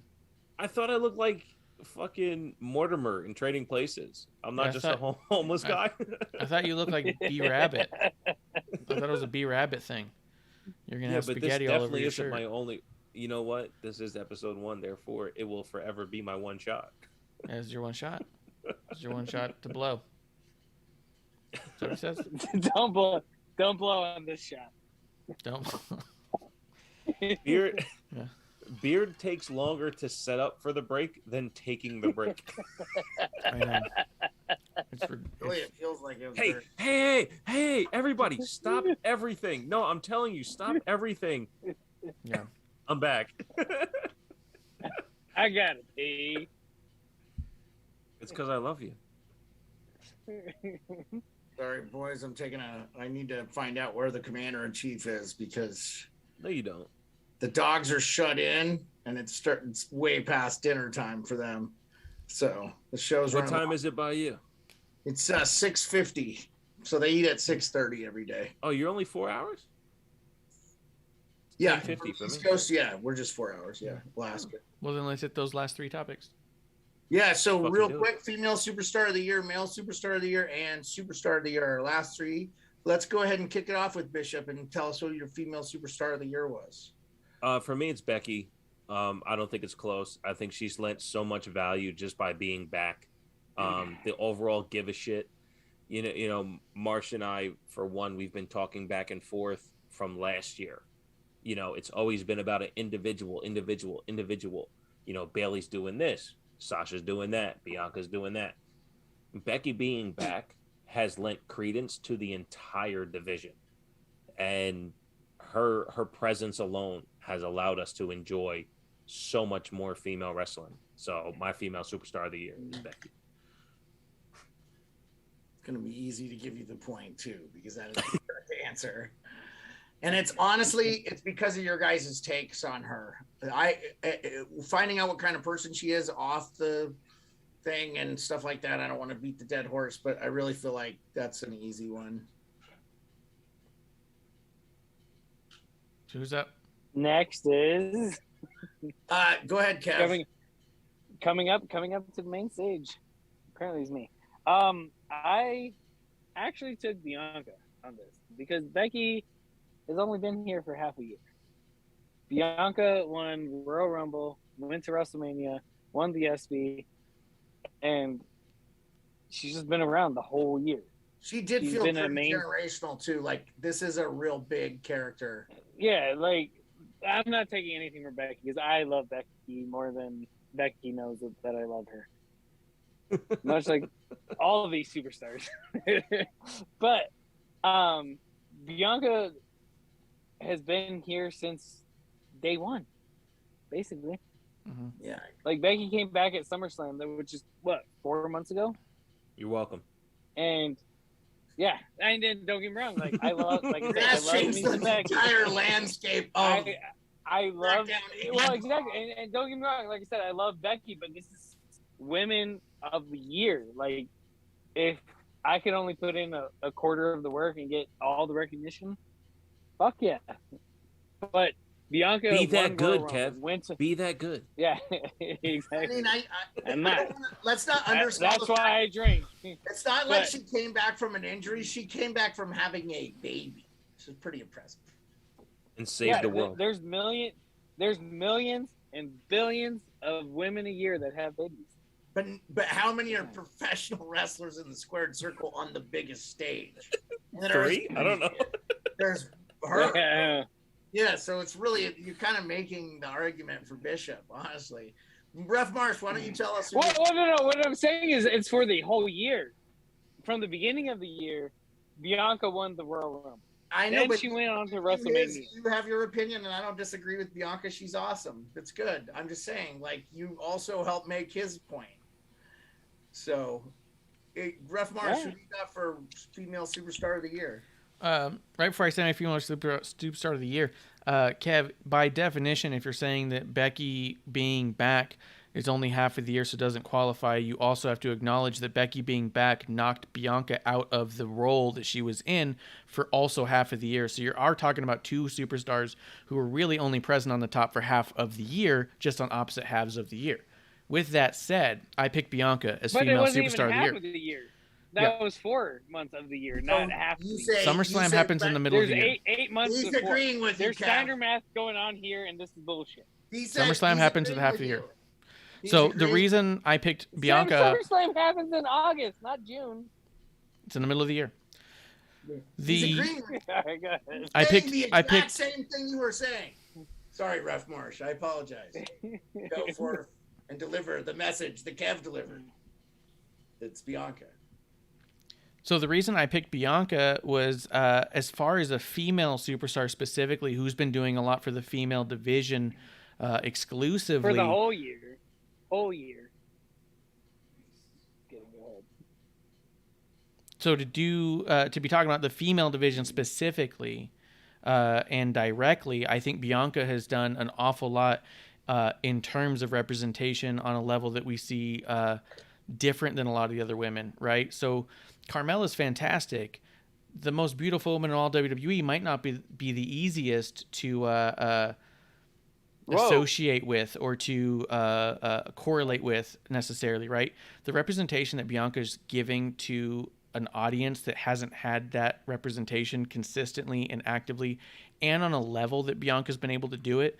That's not to say Sasha's done anything poorly. Sasha, I think, is an awesome technician. She comes out as a wonderful wrestler.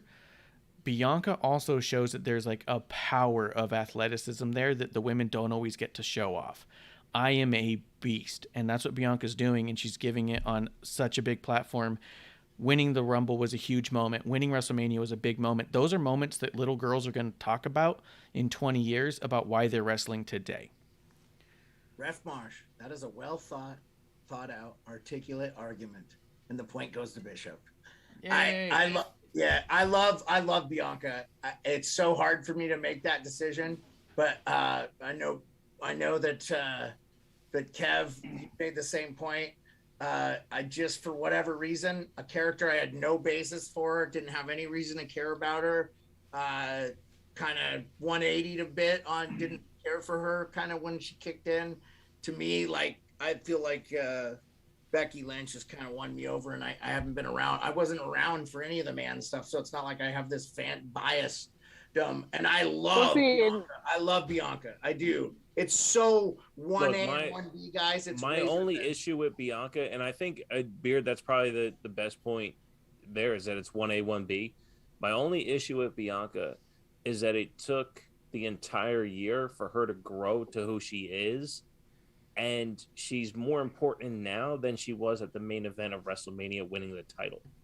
If she was that good and helped elevate the rest of the women's division, sure.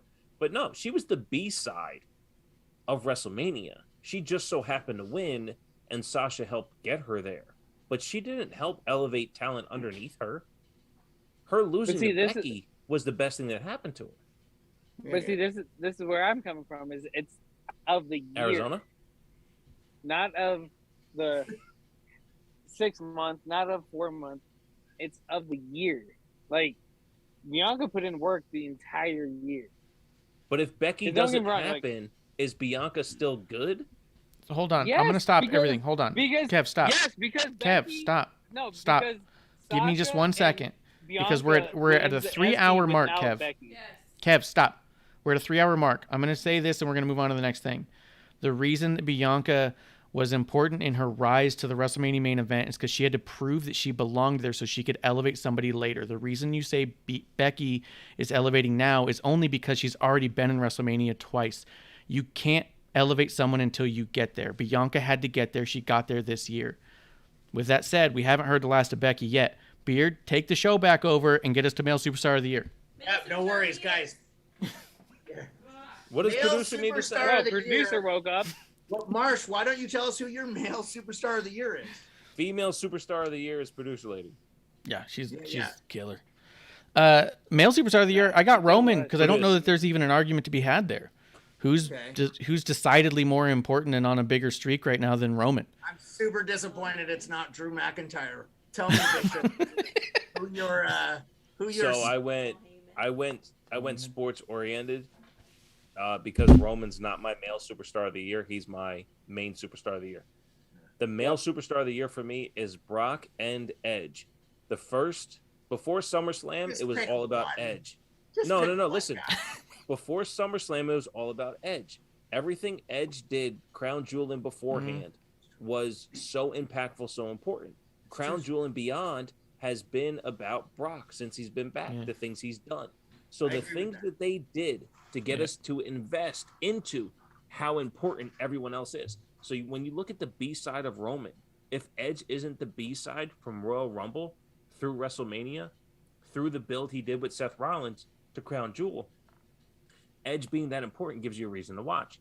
Since Brock Lesnar has been back since SummerSlam, gives you a reason to watch. Yeah. And So- I give you 100% credit. I think you could weave that into one thing for the male superstar of the year. That's why I did it. There's a front half and a back half to the year, especially since Edge was away, and it gave us a reason to watch besides the totally obvious. what we didn't ask you to do, but it's totally okay. Well, that's look, in real sports, you have a offensive player of the year, a defensive player of the year, and hey, it may turn out that the MVP is somebody different. There's times when there's co-MVPs and stuff like that. So that's why I went that way for male superstar of the year. 100% get you. Kev, who is your male superstar? I went with Big E this year. Nice. Okay. Because he finally broke out of his role. He became an independent, entity himself. And he, won the title, cashed in Money in the Bank, and I give him the nod for male superstar of the year. So real quick, remember how I said I felt when I see Nikki ASH on the screen? I feel the same way when I see Big E on the screen. I feel his real, genuine enthusiasm, and that's why Kev gets a point. We're tied. Everybody's tied for the final category. Superstar of the Year And let's start with Bishop, because we know he'll have 4 or 5 of them, so we need to let him discuss those. Who is your superstar of the year? Roman Reigns. Okay. And it's not even close. Okay. Kev. Yeah, it's Roman Reigns. Okay. Not And even Ref close. Marsh. Let's see if Ref Marsh held down does before you make the argument about Roman Reigns, Ref Marsh, I want to hear who yours is, and then make said arguments. My superstar of the year is far and away the most important person in wrestling today, and that's why it's Becky Lynch. By putting Becky Lynch in female superstar of the year undermines the importance of Becky Lynch as not greater than the sport in and of itself. She elevates not just the female division, but wrestling on a whole. She brings in a fan base that wasn't there before. She'll bring in a fan base that goes away and drag him right back in. Roman just captivates who he's already got. Becky Lynch is the superstar of the year because she makes wrestling important.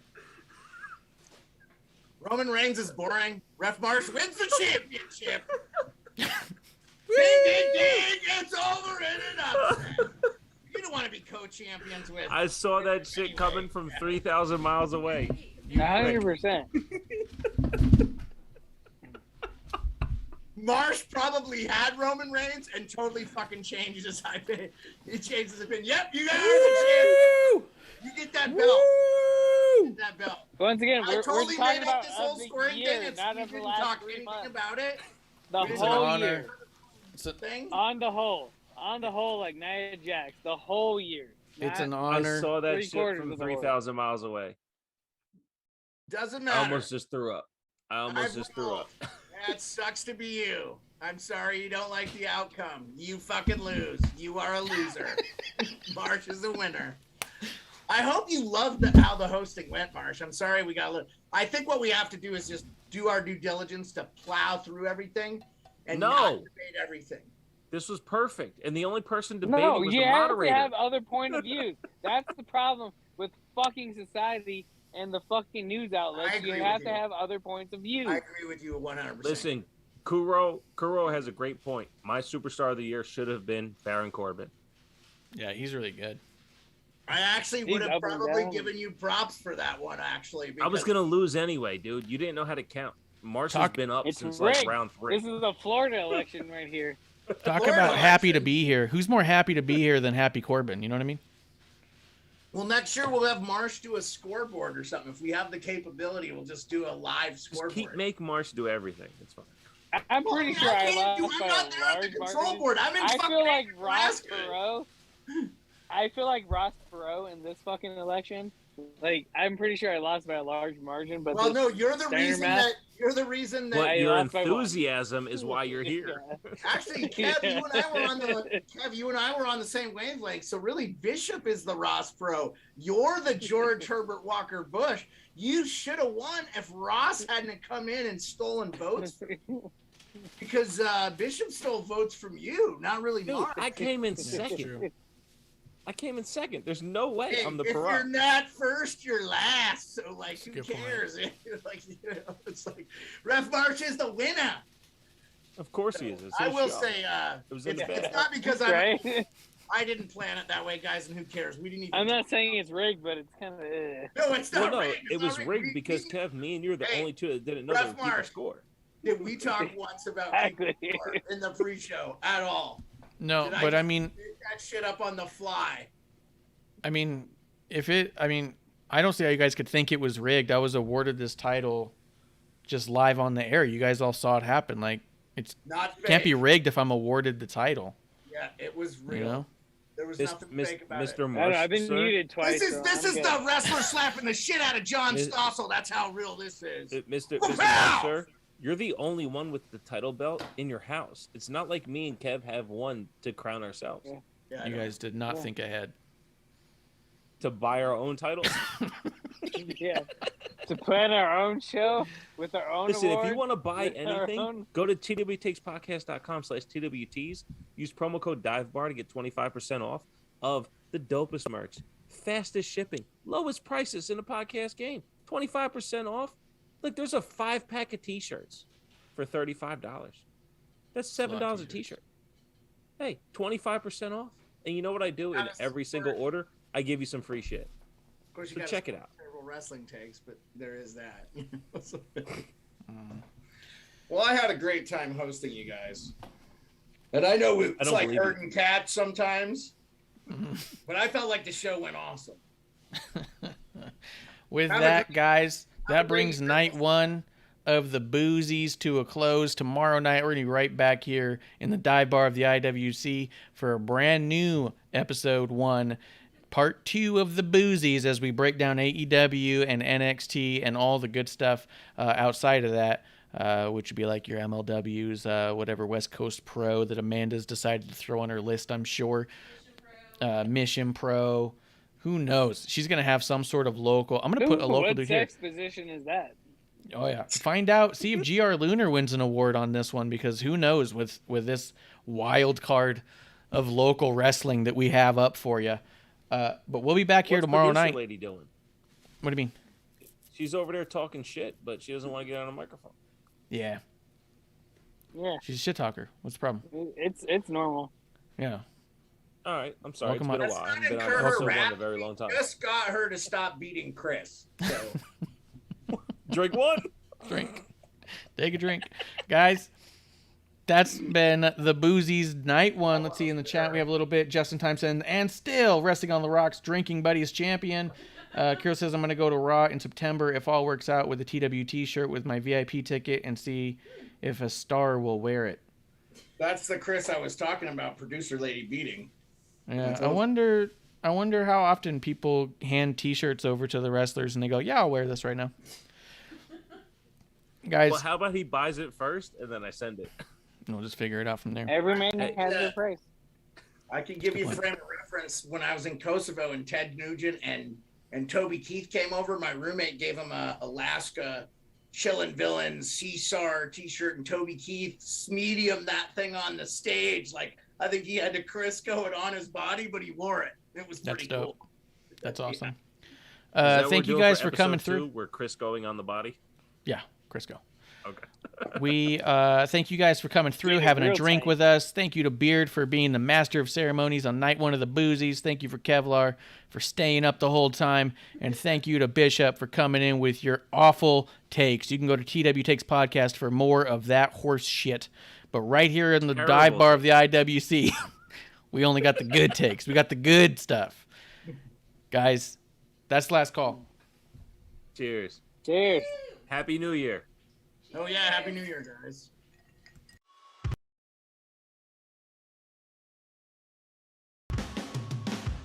Hey, producer lady here. Thanks for tuning in.